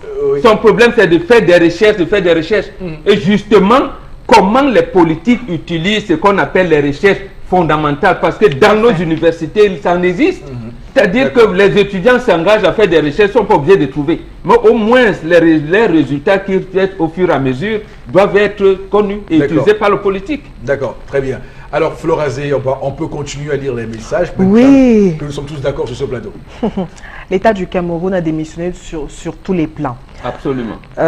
Il y a un téléspectateur également qui dit pour le développement du pays, il faut donc implémenter certains programmes techniques pour justement gérer ce type de catastrophe. D'accord. Mais Merci. moi, je ne suis pas Merci d'accord. beaucoup. Permettez-moi 30 secondes. Je ne suis pas d'accord. Pourquoi Moi, je pensais que... Arthur Zang, Oui, Arthur allez-y, Zang oui. a mis sur pied un Oui. produit. Il a fait des recherches, il a mis sur pied le cardiopathe. Il a fallu qu'il sorte, qu'il présente le produit. Oui. Monsieur Eric Fokoussi, vous qui avez parlé du tsunami, si un tsunami et qu'on nous dit qu'il faut 3 heures ou 4 heures, nous avons 4 heures pour pouvoir sauver des vies et qu'il faut mettre un plan d'urgence de sécurisation des vacations avec les droits là, comment est-ce qu'on procède? On sort parce que je vois Intranet là? On sort parce que je vois Ah, il y a Intranet ça là? là-bas? Mais je pense qu'il faut Oui, faire il des faut un tests. plan de Il faut que prévention. les experts sortent de leur réserve. Mon papa dit qu'ils sont en train Non, c'est pas Ils une doivent- c'est une non, non, décision politique. Bah, Non, mais attention, non, Non, non, mais Bongo si. et Chalamel, je pense qu'on s'est entendu. Arthur Zang est allé, c'est les Bon. Nigériens qui sont allés le voir. Mais c'est cher ami. Bongo, Et maintenant, il n'est pas là. Chalamel, je vous en prie sur Non, le plateau. non, Chalamel. On a, oui, Indexer le politique, ce n'est pas l'expert qui fait les décisions, vous qui prend les avez décisions politiques. indexé le politique, Alors. on a compris. Chalamel a également indexé qu'il a indexé, on a compris. Maintenant, à ceux qui nous regardent ce matin, de tirer les conclusions qui s'imposent. Une fois qu'on a dit ça, madame, monsieur, ce matin, voici la revue Des réseaux sociaux. Oui, Eric Fokoussi, 3 informations pour ce vendredi. On clôture la semaine. Et puis avec l'une des informations majeures qui on continue de faire le buzz sur la toile, c'est notamment ce décret du président de la République qui nomme Jean-Pierre Bitibi Essam, ambassadeur auprès de l'État d'Israël. On rappelle quand même au chômage depuis sa sortie du gouvernement, donc l'ancien ministre de la Communication et des postes télécommunications, donc est nommé aujourd'hui ambassadeur du Cameroun en Israël. Pas décret présidentiel, ça c'était hier jeudi. L'ex-ministre remplace Henri Etundi Essomba, nommé donc en avril 2016 ambassadeur du Cameroun aux États-Unis. Et puis, depuis aussi les événements 2009 et autres, on rappelle que BTB Sam était cité aussi parmi les hyperviables, comme certains internautes citent, susceptibles justement de retrouver les geôles de Koudengi à tout moment. Bref, sa nomination aussi en Israël éloigne donc de cette menace de Yaoundé. En tout cas, on continue de s'interroger sur cette nomination. Est-ce une récompense? En tout cas, certains estiment que le Cameroun est sous un régime comme, enfin, une sorte de film, un long film, où on vit le suspense à tout moment, quelques violences et quelques atrocités aussi d'horreur aussi. Enfin, c'est ce que j'ai recueilli sur la toile. Les gens... Mais c'est ça la vie, c'est ça la vie partout. Alors, moi, ce qui me dérange, hein, c'est que au Cameroun, on a l'air de s'acharner, et c'est où je rejoins Bengan sur le coup, sur les exécutants. Parce qu'au final, je vois des gens se plaindre de Jean-Pierre Biétibi et Sam et ça. Non, celui qui répond de ce que a fait Jean-Pierre Biétibi et Sam, c'est le chef de l'État. C'est lui qui le nomme, c'est lui qui le met où il est. Et c'est lui qui est celui qui a été porté par le peuple à cette fonction de président de la République. Donc, il doit pouvoir répondre au peuple de ce qu'il pose comme acte. Alors, Chalamel, Jean-Pierre Biétibi et Sam qui rebondit. La presse, ce matin, semble s'insurger contre cette nomination. Qu'est-ce que vous en dites? Monsieur Eric Fopoussi, aujourd'hui, je donne raison à Mbombo. Et je le dis à Mondo Vision, je donne raison à Mbombo. Nous nous acharnons sur des individus pour rien, alors que le coupable est là, il sirote son vin, son caviar, écoutant Mozart et s'en foutant pas mal de nous. Nous ne pouvons pas... Chalamel, je souhaite que vous rectifiez votre mot et que vous mettiez le responsable. Non, ne dis pas le coupable, le responsable. Dites le responsable. Mais toi, tu es juriste. Non, mais... Voilà, le responsable. Je vous remercie. Voilà. Mettons le responsable pour tout ce que vous voulez, mais ça n'empêche pas que ce que les Camerounais pensent. On a compris, bien sûr. Voilà l'élite de Mvoula. Voilà l'élite de Mvoula aujourd'hui qui est en haut. Après qu'on se soit plaint, les populations du village se sont plaintes qu'il a arraché toutes les terres. Après qu'on l'a accusé, on l'a soupçonné dans une affaire de 150 millions qu'il avait perçu des opérateurs de téléphonie mobile pour empêcher le troisième opérateur de s'installer, ce qui avait fait plein de problèmes. Alors qu'on l'a accusé d'avoir détourné 200 millions de francs CFA pour la réhabilitation de la maison de communication des journalistes. Alors qu'on l'a accusé de 113 millions de francs CFA de l'argent de l'arrivée ou de quoi du pape Benoît XVI. Monsieur, il faut pousser, c'est quand même grave. C'est quand même grave. Il manquait-il de diplomates? Est-ce que l'IRIC manque de diplomates? Est-ce qu'on manque de personnes formées? Les gens qui sont affectés, est-ce qu'il manque de personnes pour qu'on se retrouve à nous-mêmes? Alors que le peuple camerounais s'attendait véritablement à ce qu'il réponde au moins de ces différents actes qui lui avaient été récriminés. À côté de cela, nous avons un autre. Permettez-moi de faire notre digression au niveau de l'ambassade d'Égypte, du Cameroun, Mohamedou Labaran, dont les gens ont fait un mémorandum pour envoyer en disant ça ne va pas. On a transformé l'ambassade en mosquée, il nous prend même le dimanche, il nous fait prêter serment sur le Coran, finalement. Mais c'est un laisser-aller, on se pose des questions. Bon, je vous dis, vous avez raison. Désormais, le coupable ou le responsable, ce que vous voulez, on le connaît. Merci beaucoup. Oui, Bonbon Bengan, qu'est-ce que vous avez à ajouter à ça? C'est déplorable qu'après un certain âge, on vous considère toujours que vous soyez en réserve de la République, parce que c'est le terme consacré. En réserve de la République, c'est dommage. Ça veut dire que, comme dit, les gars qui sortent de l'IRIC, ils vont tourner les pouces là, et ceux qui sont sortis sont au ministère des Relations extérieures, ils ont fait. Ils font quoi? Qu'est-ce qu'ils font? Voilà, quand on revient encore venir, les délégations de sûreté nationale, c'est pour faire quoi? Dernièrement, les sénateurs ont libéré quelques fois. Vous allez voir que dans son fichier, il va aller prendre des gens qui ont 65 ans, 70 ans et même 80 ans, parce qu'il avait sorti comme ça et nous croyait de mieux pour le confier l'ONEL. Ah, l'ONEL. Ce que ça veut dire. Donc, alors, en fait, ce que nous sommes en train de comprendre, M. Rifopoussi, c'est que Edgar Alain Mebengo se tourne aussi les pouces tranquillement. Il est en en attendant réserve. qu'il aille en réserve. On attend Oui, qu'on oublie un peu. on est dans la réserve On oublie un tranquillement. peu la réserve de la République. Alors moi, ce que personne ne relève et que j'ai relevé, c'est que en Israël, Jean-Pierre Behiti Biessam remplace le sieur Ernest Claude Fongem et Wonken, admis à la retraite. Bon, le mot admis à la retraite, moi, m'a marqué. Alors, il a quel âge, Jean-Pierre Behiti Biessam? Non, lui aussi, il est retraité comme fonctionnaire. Mais il est en réserve. celui qui remplace, elle a Parce que parti parce le qu'il a la décret, retraite. il y en a un à la douane. Parce que le décret qu'il a nommé ne l'avait pas encore destitué. Donc voilà. Donc, il Donc, est là. c'est ça qui me tombe. C'est celui qui part depuis Non, le ça veut dire 22 que celui-là, novembre il 2017. n'espère plus. Oui. Et à bien voir, il a plus de 70 quelque chose. Oui, donc il a été admis à la retraite depuis le 22 novembre 2017. Vous voyez, donc le poste est resté vacant de novembre Alors que à justement, maintenant. dans un pays C'est grave. normal, on aurait pu savoir qui est ambassadeur. C'est ce qui se passe ici. Oui. On vous dit l'ambassadeur de France qui prendra le poste à Yaoundé, qui Tel- viendra tel dans jour, 6 mois, oui. c'est tel. Voilà. Mais Un poste on est resté commence à vacant préparer. depuis novembre 2017. Voilà. Depuis, ouais. C'est grave quand même. Très grave. Alors, tendance sur la nomination de Jean-Pierre Behiti Biessam. Ça, c'est un nom qui est dans mon cerveau depuis 2008. Behiti Biessam. Quand il était encore ministre de la Communication, je sais pourquoi il dit ça. 2008, l'année là, c'était un peu difficile de mon côté. Pour ceux qui m'ont connu dans le temps, vous savez de quoi je parle. De deux, père m'a parlé de lyrique. Quand on parle lyrique, c'est quelle école, mon père? Vous devenez diplomate. Relations internationales du Cameroun. Quand les diplomates, on fait quoi? Les diplomates, c'est toi qui représentes le Cameroun à l'étranger. C'est l'école des diplomates. Ah, tu peux être même ministre. Non, lui, Non, lui, il est, diplomate. lui, il est journaliste de formation et on l'a pris dans les cercles politiques pour faire de lui un diplomate maintenant. Mais il y a des gens qui sont formés dans la diplomatie.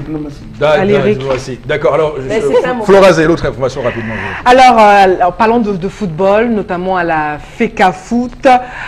Certains estiment qu'on est déjà vers une porte de sortie. Mais on reste en tout cas avec cette information, dans le suspense aussi. On rappelle que les membres de l'instance ont donc entretenu aussi la presse sur la prochaine élection au sein de cette institution. Peut-être que le futur entraîneur aussi des Lions, le statut du personnel, le chantier de l'immeuble siège aussi de la Coupe du Monde 2026. Voilà donc les différents plans sur lesquels on va donc tabler. Et puis on rappelle que les 5 membres ont notamment évoqué aussi les nouveaux tests qui vont donc conduire au processus électoral, l'évolution du dossier de recrutement aussi du nouveau sélectionneur du Cameroun, la réforme administrative et financière de cette instance qu'il dirige et puis le nouveau siège aussi de la FECAFOOT. Mais on rappelle que l'Assemblée générale d'adoption des statuts est donc prévue pour le mois, je vais dire pour la date du 23 juin prochain et un organigramme a été donc orchestré. Puis si tout se passe bien au préalable, on aura donc la passation de service entre l'exécutif élu et le comité de normalisation qui est donc prévu pour le 31 août prochain. Affaire à suivre et il y a donc des interrogations également qui fusent sur les différentes propositions en tout cas. Si tel ou tel, alors on attend peut-être des candidatures soit de Joseph-Antoine Bell ou alors de Toumbi Aroko, etc. Et tout. En tout cas, on continue de s'interroger et aussi sur la question du tout nouveau sélectionneur de l'équipe nationale du Cameroun. Le comité, en tout cas Maître Api, s'est exprimé sur la question et il a dit, je cite, qu'il n'est pas, il affirme qu'il ne participe ni de près ni de loin au choix du sélectionneur, mais il appelle justement au sens de responsabilité de tous ceux qui sont donc censés de choisir ou alors d'habiliter à choisir le coach de cette sélection nationale. Alors, bon, Bengan, on va dire que ce qui est arrivé hier a pour le moins commencé à dissiper quelques inquiétudes de ceux qui avaient déjà avancé que cette normalisation pouvait s'éterniser. Donc on voit très bien qu'il y a une volonté de rapidement achever cette normalisation pour qu'elle ne fasse pas comme celle de, souvenez-vous, Joseph Owona. Mais il y a aussi derrière, et ça je vous le dis parce que vous êtes un acteur également à cela, on pourrait imaginer un retour de quelqu'un que vous soutenez beaucoup. Je ne dis pas plus. Allez, je vous taquine. Je soutiens personne là-bas. Je soutiens personne. Je sais seulement qu'il y a eu une injustice contre IA, mais je ne soutiens pas. Il y a eu une injustice hier contre IA. Et ça peut être justement, et je commence par là. C'est-à-dire quand l'actuel président de la normalisation dit je ne suis en rien dans le choix des sélectionneurs. Il n'a pas dit ce qu'il fallait dire. De dire que c'est le chef de l'État. C'est un domaine réservé au chef de l'État. Maintenant, il n'est en rien. Il faudrait donc qu'il voie que les noms retenus de la shortlist sont vraiment les gars là avaient postulé. Parce que c'est là, il aura quand même sa signature. S'il n'y a pas sa signature, de deux noms de personnes. Non, c'est maintenant, monsieur Fopossi Negou, que les problèmes commencent. Parce que c'est là où on l'attendait. Qui va valider les textes qui vont amener, qui vont encadrer le processus électoral? Quelle assemblée? Il a dit 2011, l'assemblée 2011, les clubs de 2011-2012. Oui. Et qui participent encore au championnat de 2018. Tout à fait. Voilà. C'est ce qu'il a dit. Voilà, c'est ce qu'on attend. D'accord. Est-ce que ce sera accepté par les acteurs? Est-ce que Abdourahmane ne viendra pas mettre son grain de sel pas, aussi voilà, derrière lorsque sortira du chapeau un président? Quand vous le dites, non, il avait dit un premier qui n'ajoutera pas, le 1er février était passé, on a prorogé. C'est là. Est-ce que cette assemblée aura l'assentiment de tout le monde? Parce qu'il va falloir adopter les textes et honorer le calendrier qu'il a décliné. D'accord. C'est là le problème. En tout cas, vous ne si croyez les pas acteurs, beaucoup. Oui, mais si les acteurs acceptent ça et que l'Assemblée la peut, d'accord. Et là, maintenant, le processus sera lancé. Et on va achever cette normalisation tranquillement. Là, il a dit elle ne va pas s'éterniser. je pense. Mois d'août, oui, c'est mois d'août. Voilà, je pense que ce soit pour le mois, voilà. Donc, il aura clairement accompli sa mission, même si ça a pris un peu plus de mois que prévu. Au moins, on a quand même déjà une lisibilité sur ce qui pourra se passer dans les mois à venir en ce qui concerne cette normalisation. Florazé, l'autre information, je vous en prie. La toute dernière buzz de cette semaine, depuis la journée d'hier, on rappelle que Zinedine Zidane est donc sur tous les tabloïds, en tout cas internationaux, sur la toile, etc. Le buzz continue au cours d'une conférence de presse surprise. Zinedine Zidane, donc accompagné de Florentino Pérez, le président du Real Madrid, a donc annoncé son départ du club madrilène. C'est un coup de tonnerre en tout cas, mais de son petit nom Zizou, préfère partir alors qu'il est au sommet. On continue de s'interroger et puis depuis cette annonce, c'est un déluge de réactions sur la toile. On rappelle que quelques jours seulement après son 3e sacré en Champions League, Zinedine Zidane a donc annoncé son départ du club des Merengues, justement à la tête duquel il était depuis 2016. Et puis sur la toile, on commence déjà à tabler sur ce que va faire Zinedine Zidane à présent. Va-t-il devenir sélectionneur de l'équipe de France maintenant? Sera-t-il entraîneur de l'Olympique de Marseille et bien d'autres? Flores, attention, on lit là mon prochain défi, c'est gagner la Coupe du Monde avec le Cameroun. C'est bien écrit à l'écran. Oui, là, on rappelle également que sur la toile, il y a eu tellement de réactions également. Si Zidane, qui justement le Real, peut-être qu'il pourrait... Bon, vous voyez qu'on est en train de tabler justement sur les différentes... Enfin, ce ne sont pas ses propos. Oui, justement, ce ne sont pas ses propos. Donc, je dis on table. Parce qu'on peut penser que c'est nous qui avons dit ça. Hein. Non, non, du tout. Je dis bien qu'on table justement sur... la nouvelle vision de Zidane. Sera-t-il aussi le nouveau entraîneur, nouvel entraîneur de l'équipe de France ou alors l'Olympique de Marseille, ou alors sera-t-il intégré à l'UEFA ou alors à la FIFA? On s'interroge sur la toile en tout cas. Mais aussi le président de la République de la France a fait un tweet et il a dit le choix de partir après 3 grands titres est une forme de sagesse et d'intelligence. Donc, je souhaite qu'il puisse jouer un rôle pour le pays, car c'est quelqu'un qui inspire notre jeunesse. Donc, peut-être que Zidane pourra s'installer. Alors, moi, quand j'ai... Vraiment, vous savez, chaque fois qu'on parle de football, la politique, pour nous, sur ce plateau, n'est pas très loin. Vous comprendrez quel est notre... Le football est politique. Vous comprendrez, je vais refinir, vous comprenez pourquoi je dis ça.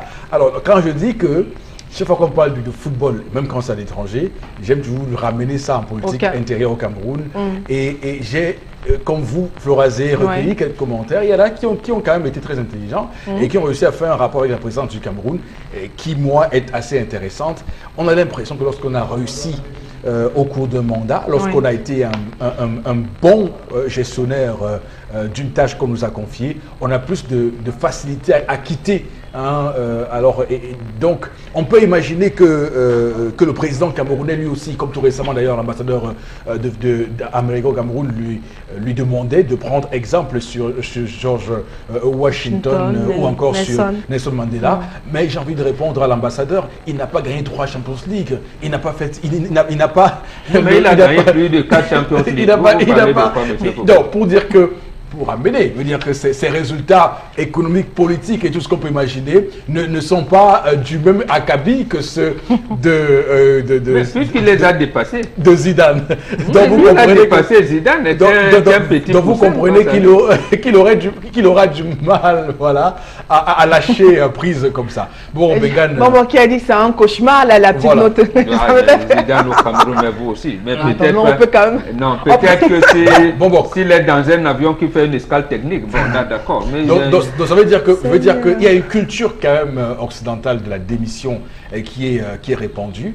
Malheureusement, dans ce pays, ça coince. Les gens. Français. Oui. Il est algérien, il est français, d'origine algérienne quand même. D'accord, c'est la culture algérienne alors que c'est pas la culture occidentale. C'est maghrébine. Mais non, on va dire. Non, l'Algérie de Zidane a gagné la guerre contre la France. Et Mitterrand était ministre de garde des Sceaux à l'époque. Il a gagné la guerre contre De Gaulle. Et lorsque Bouteflika a dit au général De Gaulle, vous ne pouvez pas faire la guerre parce que vous savez que je peux faire la guerre. Donc en fait, Zidane, ils ont une certaine... Quand vous êtes né dans un pays qui a bagarré, qui a combattu et qui a gagné, vous n'avez pas les mêmes réflexions que les autres. Nous avons ces réflexions aujourd'hui précisément parce que ceux qui ont combattu pour l'indépendance n'ont pas géré le pays. Par exemple, vous voyez le Ghana, vous verrez que malgré qu'on ait fait un coup d'État contre Nkrumah en 66, on a monté, mais les Ghanéens restent là. Ils savent qu'il y a une dictature du général Ankara qui arrive, mais ils ont une âme de combattants. C'est ça le problème. Donc Zidane, il a sûrement des propositions. Ça peut être dans l'équipe de France ou bien dans la direction technique de France, mais pas au Cameroun, je ne pense pas. Je ne pense pas. Ça peut être ailleurs, il doit avoir des perspectives, puisqu'il est aimé dans l'environnement européen là-bas. Je ne le vois pas au Cameroun. Donc voilà, qui est clair pour ce matin, madame, monsieur. Merci beaucoup à vous, Flora Zey, pour ces informations buzz sur Internet. Madame, monsieur, l'émission va se poursuivre avec quelques messages ce matin avec vous, Flora Zey, toujours très sollicité, sur-sollicité au final, allez-y. Enfin, peut-être la question, Charles Laurent, comment fait-on pour effacer efficacement un tatouage? Je n'ai pas réponse. Alors, la petite n'a pas le droit donc de faire ce type de tatouage sur son corps, et puis le père aussi n'a pas le droit de chasser sa fille de la maison. La maman a raison, il faut bien aussi corriger la petite. Le tatouage aujourd'hui est mal récupéré par les jeunes, c'est Bissek qui réagit. Une autre, c'est vraiment pas normal, même moi en tant qu'homme, je ne ferais pas ce type de tatouage à l'endroit de ma bien-aimée. D'accord, ok. Merci beaucoup à vous, Flora Zey, pour ces différents messages. Merci à vous, madame, messieurs, de rester sur Equinox Télévision. Le temps, évidemment, qu'on fasse une petite précision sur ces tatouages-là. Tout à l'heure, Chalamel, pour ceux qui nous regardent d'ailleurs, a proposé qu'on puisse segmenter une partie du corps qu'on extirpe. J'ai demandé, même en médecine, lorsque vous avez des maladies, on fait le prélèvement de la peau, on peut nettoyer, très simplement. C'est facile à dire qu'à faire. Ce n'est pas difficile. Ce n'est pas difficile. Le médecin le fait, madame. Vous savez, un endroit, la femme réagit beaucoup plus par l'émotion. Le père n'a pas le temps de l'émotion. Je dis, je prends ma fille, je l'amène à l'hôpital et je demande qu'on sectionne cette partie. Elle gardera ce triste souvenir dans sa vie. Et si le gars veut l'épouser? Quel gars? C'est que tu vas il va l'épouser avec cette partie. Avec cette partie-là. D'accord, très bien. Aussi ton nom, si tu écris aussi le nom de ma fille sur ton corps.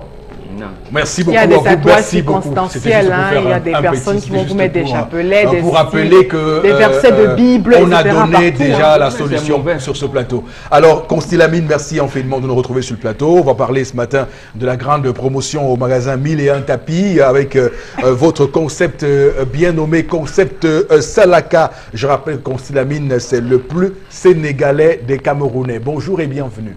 Oui, bonjour Eric, bonjour nos nombreux téléspectateurs et surtout bonjour à tous les clients du concept Salaka qui accueillent encore en cette belle journée du 1er juin 2018 les magasins 1001 tapis, les magasins qui viendront donc vous permettre aujourd'hui d'acheter la qualité, mais alors une qualité à des prix vraiment dérisoires. Et pour arroser donc cette première journée du mois de juin 2018 au magasin 1001 tapis, le concept Salaka offre des morceaux de savon à tous ceux qui vont faire des achats, quel que soit ce que vous allez acheter. Dès que vous arrivez dans notre magasin, même sans avoir acheté, vous recevez directement un morceau de savon offert bien sûr par le concept Salaka. Alors la suite nous permettra tout de suite de vivre en direct ce message qui vous interpelle tous, vous permettra de vivre en direct cette grande information, bien qui vous permettra bien entendu de vous rappeler de profiter des meilleurs prix au magasin 1001 tapis et nulle part ailleurs. Ça, il faut le rappeler. Acheter, c'est bien, mais acheter au magasin 1001 tapis, c'est encore mieux. Et je rappelle bien sûr à tous les clients d'Ebolova qui ont passé des commandes cette semaine, à tous les clients de Yaoundé, à tous les clients de Bertois, à tous les clients bien sûr de Mbalmayo. Je vous donne rendez-vous ce week-end à partir de ce soir. Je suis à Yaoundé. Samedi, je suis à Ebolova. Dimanche, je suis bien sûr du côté de Mbalmayo. Dans nos amis de Yaoundé, nos amis d'Ebolova, ne vous inquiétez surtout pas. Passez vos commandes dès à présent à partir de cette vente de ce matin. Je suis à Yaoundé ce week-end, Ebolova et Mbalmayo. Alors la suite, c'est tout de suite avec les ventes de ce matin. Je rappelle, nous allons commencer par les tapis, pas n'importe lesquels. Les grands tapis 1,60 m sur 2,25 m, vous les avez à 19 000 francs. Le prix va s'afficher à l'écran pour le bonheur de tous nos téléspectateurs. Oui, je dis bien, les tapis de qualité supérieure 1,60 m sur 2,25 m, vous les avez à 19 000 francs. C'est des tapis neufs. Et je rappelle que tous ceux qui vont commander ces tapis dès à présent auront non seulement un morceau de savon, mais également des réductions exceptionnelles. À côté, bien sûr, des magnifiques tapis, on a les robots mixeurs 2 balles, ces robots mixeurs qui vous font plaisir, ces robots mixeurs de qualité supérieure, vous les avez donc à 11 500 francs. Je dis bien des robots mixeurs 2 balles. Ce sont les grands robots mixeurs avec un moteur puissant, avec 2 bols, un bol pour les condiments secs, un bol pour les condiments frais. Vous les avez à 11 500 francs et vous aviez encore 10 jours seulement pour acheter ce robot mixeur. Le prix va s'afficher à l'écran. Nous mettons l'accent sur les prix, bien entendu. 11 500 francs. Ce magnifique robot mixeur 2 balles pour tous ceux qui vont commander dès à présent. C'est l'occasion de l'avoir à un prix vraiment très abordable. On a également des fers à vapeur. Oui, ne demandez plus les fers aux voisins. N'utilisez plus les fers qui vont se gâter. Les fers de qualité supérieure se vendent au magasin 1001 tapis. Pendant que les gens vous vendent les fers à 15-20 000, nous vous donnons les fers à 6 500 francs. Profitez de cette grande promotion dès à présent et achetez un fer à 6 500 francs. Les bouloirs électriques, vous les avez à 7 500. Une magnifique bouloire neuve dans le carton avec garantie. On vous la livre partout où vous êtes. Vous êtes à Yaoundé, en Balmayo, en Guelemenduka, à Garoua, à Maroua. Passez vos commandes dès à présent et achetez une magnifique bouloire à 7 500 francs seulement. Alors à l'instant, plus besoin de demander le laptop aux voisins. Plus besoin d'acheter n'importe quel laptop. C'est les vacances. Les enfants sont à la maison. Occupez vos enfants. Offrez à vos enfants les laptops de qualité supérieure à 65 000 francs. Le prix va encore s'afficher à l'écran. Je dis bien des laptops à 65 000 au magasin 1001 tapis et nulle part ailleurs. À côté, bien sûr, on a un ordinateur complet. Vous ne le retrouverez nulle part ailleurs, rien qu'au magasin 1001 tapis. Et je rappelle que le stock, il est très limité.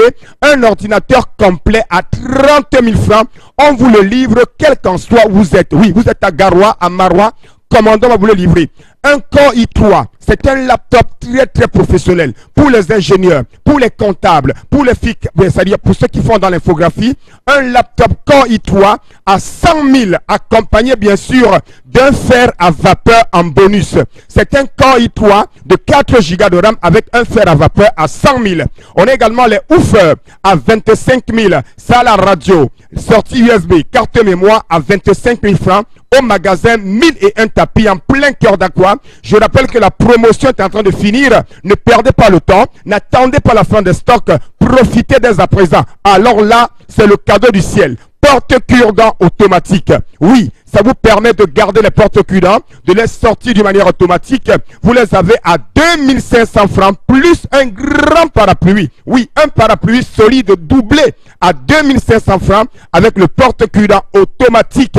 Ça se passe à 1001 tapis et nulle part ailleurs. On a également des plaques à gaz turbo, c'est 3 foyers, ça ne fume pas, ça ne noircit pas, c'est à 27 000 francs seulement. À côté bien sûr des plaques à gaz, nous allons revenir encore sur le laptop Corps de Dieu. Regardez-le très bien, il est à 65 000, il a 80 Go de disque dur, 2 Go de RAM, ça le Wi-Fi, le lecteur DVD, le graveur DVD avec bien sûr 2 Go de RAM à 65 000 francs seulement. Le robot mixeur 2 balles pour écraser la tomate, le njangsan, le pebe, le l'ail, quels qu'en soient les condiments, ça écrase très bien. C'est 11 500 francs seulement, c'est 9 dans le carton. Je rappelle que le stock il est très limité. Ceux qui sont du côté de Boya, de Bamenda, de Garoua, de Ngamdere, commandez dès à présent. Le magasin est situé en plein cœur d'Aqua, en face du palais d'Ika. Je rappelle les morceaux de savon pour tous les clients. Donc, any man today, must go just no. Voici le parapluie qu'on vous donnera. Le voilà, regardez le grand parapluie. Regardez le voilà, ça c'est du jamais vu. Un parapluie comme celui-ci, avec un porte-cure-dents à 2500 francs seulement. Robot mixeur à 11 500. Laptop à 65 000. Régulateur de tension numérique à 16 000. Et bien entendu, il y a plein d'autres articles. Ça se passe au magasin 1001 tapis en plein cœur d'Aqua. Je rappelle ce régulateur de tension, ce robot mixeur, ce laptop, vous l'avez à 65 000. N'achetez plus n'importe quoi. Courez dès à présent, là, au magasin 1001 tapis, situé en plein cœur d'Aqua, en face du palais d'Ika, et achetez un robot mixeur à 11 500. Et j'offre pour les premiers clients qui vont venir au magasin les réductions exceptionnelles pour tous les premiers clients qui vont venir au magasin 1001 tapis. Les réductions exceptionnelles. Voilà. Merci beaucoup. Et on se dit à lundi. Le brillant Constylamine sur le plateau ce matin, d'ailleurs, qui déclame avec beaucoup d'aisance, de talent. On va, madame, monsieur, prendre la suite du programme et c'est interpellation qui, évidemment, toque à la porte maintenant.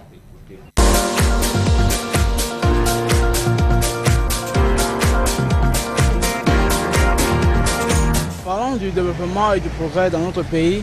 Nous allons d'abord viser le secteur des transports. Parce que nous savons que le transport est un facteur capital de développement dans ce pays. Nous remarquons qu'avec la construction du deuxième pont de Forêt, et nous espérons bien que cela pourra dégager les risques d'embouteillage et d'accidents qui se passent dans notre pays. Donc pour cela, nous incitons les jeunes Camerounais à bien vouloir se moraliser, à bien vouloir prendre en compte ce qu'on appelle la notion de responsabilité. C'est-à-dire quoi? C'est-à-dire ceci, c'est-à-dire un étudiant jeune qui se met dans la route pour conduire, doit s'assurer que bon, il ne roule pas seulement pour son profit, mais il roule pour le profit du pays. C'est-à-dire quoi? Le respect de la clientèle, le suivi des règles. Donc il ne doit pas prendre la voiture, se mettre à rouler comme un fou, parce que nous remarquons tout ce temps-ci qu'il y a trop d'accidents, pas seulement sur le pont de Voré, mais les accidents un peu de partout. Nous incitons vraiment les jeunes à se mobiliser pour que demain notre pays puisse se développer.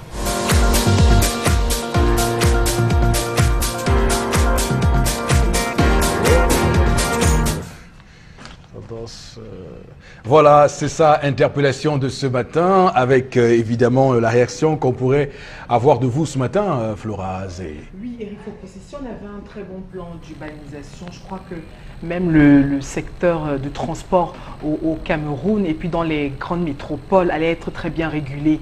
Et aussi, il faut revenir sur le problème d'accès. Les voies ne sont pas viables au Cameroun. Comment voulez-vous qu'on ait que le transport soit fluide?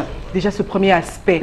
Donc, tout est cadencé. Et puis, également, il faut revenir aussi sur l'aspect même de la clandestinité dans le transport en lui-même. C'est-à-dire, quand vous quittez déjà la ville de Douala, par exemple, pour aller, enfin, vous quittez d'un point à un autre, ça également, il y a de véritables problèmes qui s'enchaînent. Donc, du coup, on est obligé de se retourner vers le ministère de tutelle, qui a donc pour obligation d'implémenter une très bonne politique qui va d'abord venir assainir le milieu, c'est-à-dire que tout le monde soit en règle et qu'on élimine d'abord le côté négatif, c'est-à-dire la clandestinité dans l'activité. Maintenant, bien après, on peut implémenter notre politique qui fait en sorte qu'on ait d'abord des routes et justement aussi permettre aux usagers, pourquoi pas, de suivre cette dynamique qui permet que chaque individu sache que ici, sur telle voie, il y a tel feu, etc. Non, je crois que non. C'est une politique qui doit être implémentée par le politique lui-même. Tant que rien n'est fait, on va se battre dans la débrouillardise. Tendance également sur interpellation ce matin. Nous interpelle. Nous les vieux, on ne sait pas. Moi, je ne sais même pas traverser la route. Je voulais qu'on commence par bon. Ok. Ce matin, les benskinners, vous êtes mes maris, mes chouchous, mes amours, mes beaux-frères, mes petits frères et mes petits frères et mes tontons. Vraiment respectez un peu les clients. Voilà, il y a certains benskinners qui insultent pas un bonbon. Les courtes distances, ils vont te dire 300 francs. 500 francs. Quand tu veux parler, ils te disent que le carburant. Est-ce qu'il est sur le carburant? Est-ce qu'il pisse dans la voiture? Et en plus, ils insultent les gens. Tu vois un benskiner qui insulte quelqu'un, sa maman, que ta maman. Ça, c'est le gros mot. On n'insulte pas les gens. La mère de qui? Pardon, recule le bois en route. Ta maman. Ça, c'est le gros mot. Je sais que parmi vous, il y a certains qui sont polis. Mais quand même, qu'est-ce qu'on appelle l'amour du prochain? Tu vois un jeune qui se débrouille comme toi, tu l'insultes sa maman. Si maintenant il devient rebelle, vous allez bagarrer. Et qui paie? Et en bagarrant, si un corps tombe, comme on revient. Non. Soyons responsables. Respectez-vous. Et respectez-moi. Parce que quand vous faites le désordre, ça me hante. Tous les Camerounais, c'est tout moi. Nous sommes les enfants d'une même mère et d'un même père. Donc un Camerounais se permet de manquer le respect à l'autre. C'est que c'est à moi qu'on a manqué le respect. En manquant le respect à son prochain, vous me manquez le respect et vous me hantez. Ça joue sur moi. Donc, papa, je parle comme ça avec la main sur le cœur.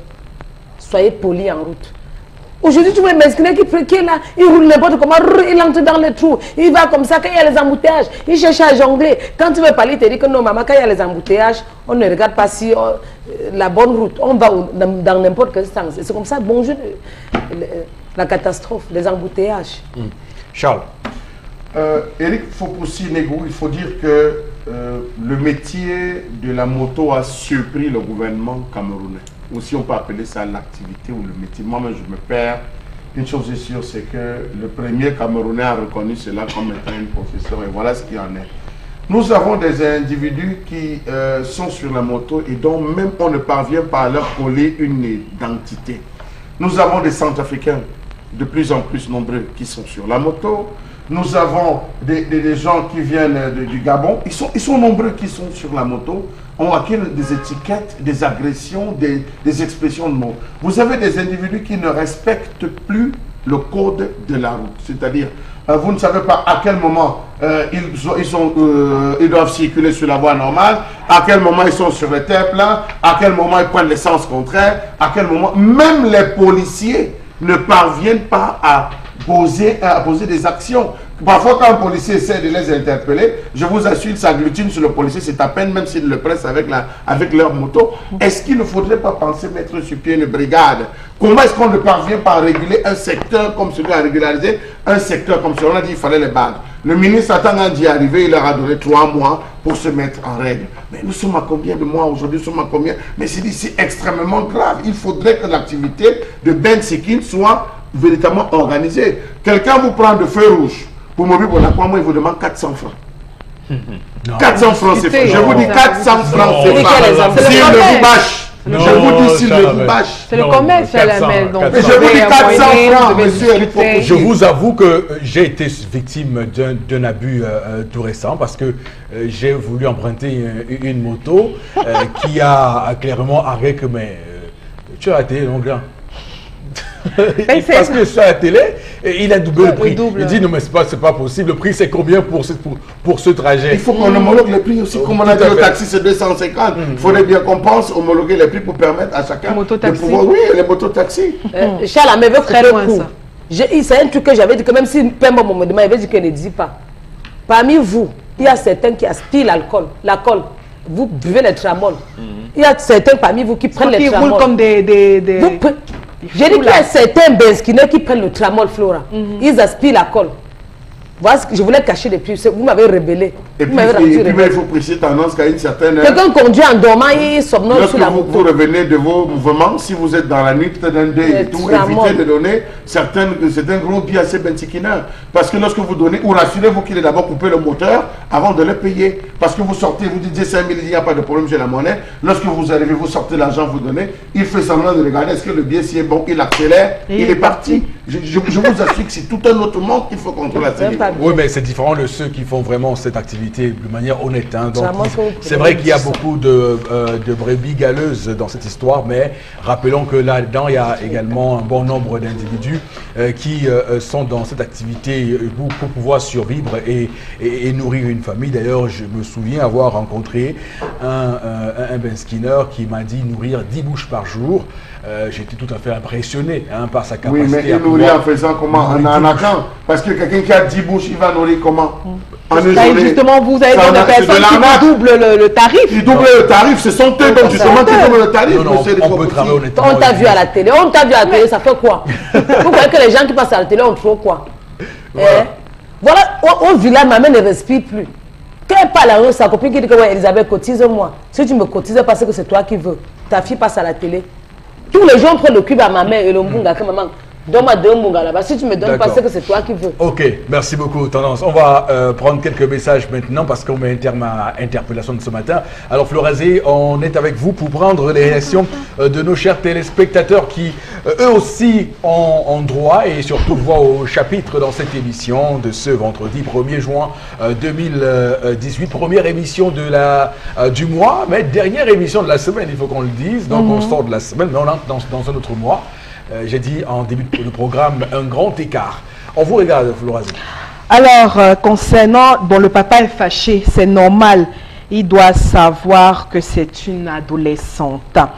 Les parents aiment être le sujet de tout.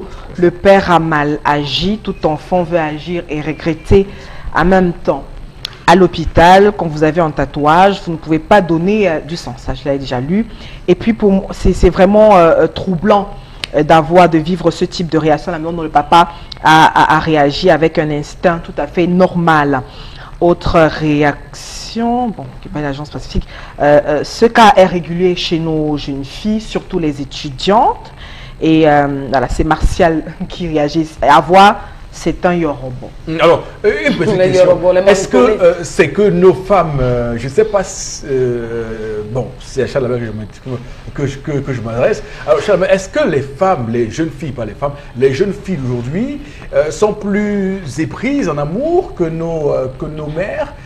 Comment expliquer ces folies-là? Comment expliquer? Parce que ou c'est de la démence, ou c'est de la démence, ou c'est de l'amour. Je suis sûr que vous avez au moins des tantes, des tatouages. À l'époque, encore plus que les tatouages sont devant, c'est on tatouait le nom des gens. Les gens suivent, parce que j'ai l'impression. Vous avez parlé de la folie. De la démence, oui. En réalité, c'est la folie. Oui. C'est la folie. Aujourd'hui, avec l'avènement de l'Internet, de tout ce que vous voyez, les jeunes estiment, et vous avez le langage de Flora sur le plateau, dit ça évolue. Le monde évolue. J'ai dit bouge. Voilà, vous avez dit. Ça change. On n'invente rien, mais ils pensent que puisque nous, on n'avait pas Internet, on ne sait rien d'Internet. C'est ce qu'on a dit. Voilà le problème. Et c'est votre temps, c'est votre... À l'époque, ce qu'ils appellent aujourd'hui Viens, on reste, il y avait le bombe. C'est-à-dire que quand vous avez atteint 18 ans, papa commence à voir, je ne sais pas. Il demande à votre maman à la maison. Mais est-ce qu'on parle de mon père là dehors? Sa maman comprend, dit eh non, non, laisse-moi, il n'a pas encore, non. Il se tait. Papa vous envoie chez vos oncles maternels, chez vos oncles. Quand le frère de vos mamans arrive vous voir venir, il sait. C'est un langage pour vous dire qu'il faut vous trouver une femme. Il vous dit non, Nyandom, accompagne-moi. Et là, on accompagne, vous venez donc, il y a une fille qui vient, pap, on le prend.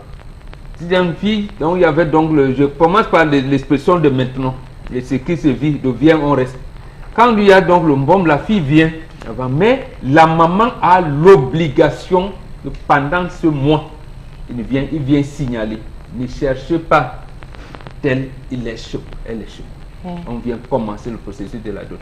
Pour vous dire que ce qui semble être aujourd'hui expliqué par oui, on n'a pas les moyens matériels, vraiment la vie aujourd'hui est dure. Hein.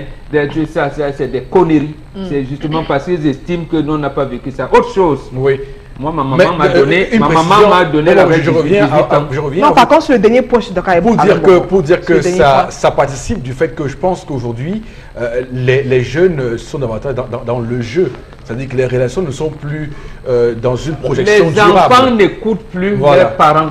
Comme c'est l'histoire du jour, nous montre que sa maman éduque sa fille.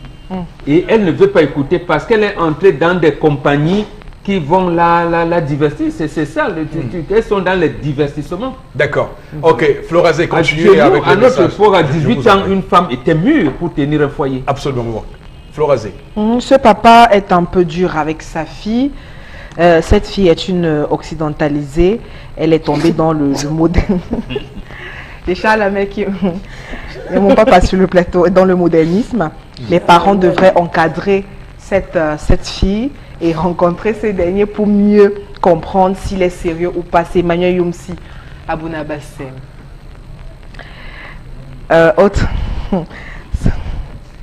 Autre message ce matin. Nous devons... autre SMS. Alors, c'est pas du tout normal. Bon, je tiens également à rappeler que le tatouage est proscrit par la Bible. Le corps humain est le temple de Dieu et par conséquent ne nous appartient plus. Une autre réaction ce matin, une fille aussi n'a pas le droit d'effectuer ce type de tatouage, enfin, sur son corps. Le père pouvait également comprendre, ne pas chasser la fille. La maman a bien fait de corriger la petite. Et les matières sont mignons. D'accord, merci beaucoup à vous Florazé, merci beaucoup à nos téléspectateurs d'avoir réagi ce matin aux différents sujets. On voit très bien que les gens ont de l'appétit à réagir sur l'histoire du jour. C'est la raison pour laquelle on peut avoir l'impression qu'on revient régulièrement sur ce sujet. Mais vous pouvez également réagir sur d'autres sujets pour nous permettre de pouvoir élargir le panel d'évocation sur ce plateau. On va remercier toutes les équipes en plateau. Merci beaucoup à nos équipes techniques. On va dire merci à Eric Ouattat, mais également à Cédric Chouna et Emmanuel Wapi, Martin Manguele également qui est là avec nous. Merci à vous sur le plateau. On se retrouve lundi prochain. Passez un très très bon week-end. Madame, Messieurs, que Dieu bénisse le Cameroun.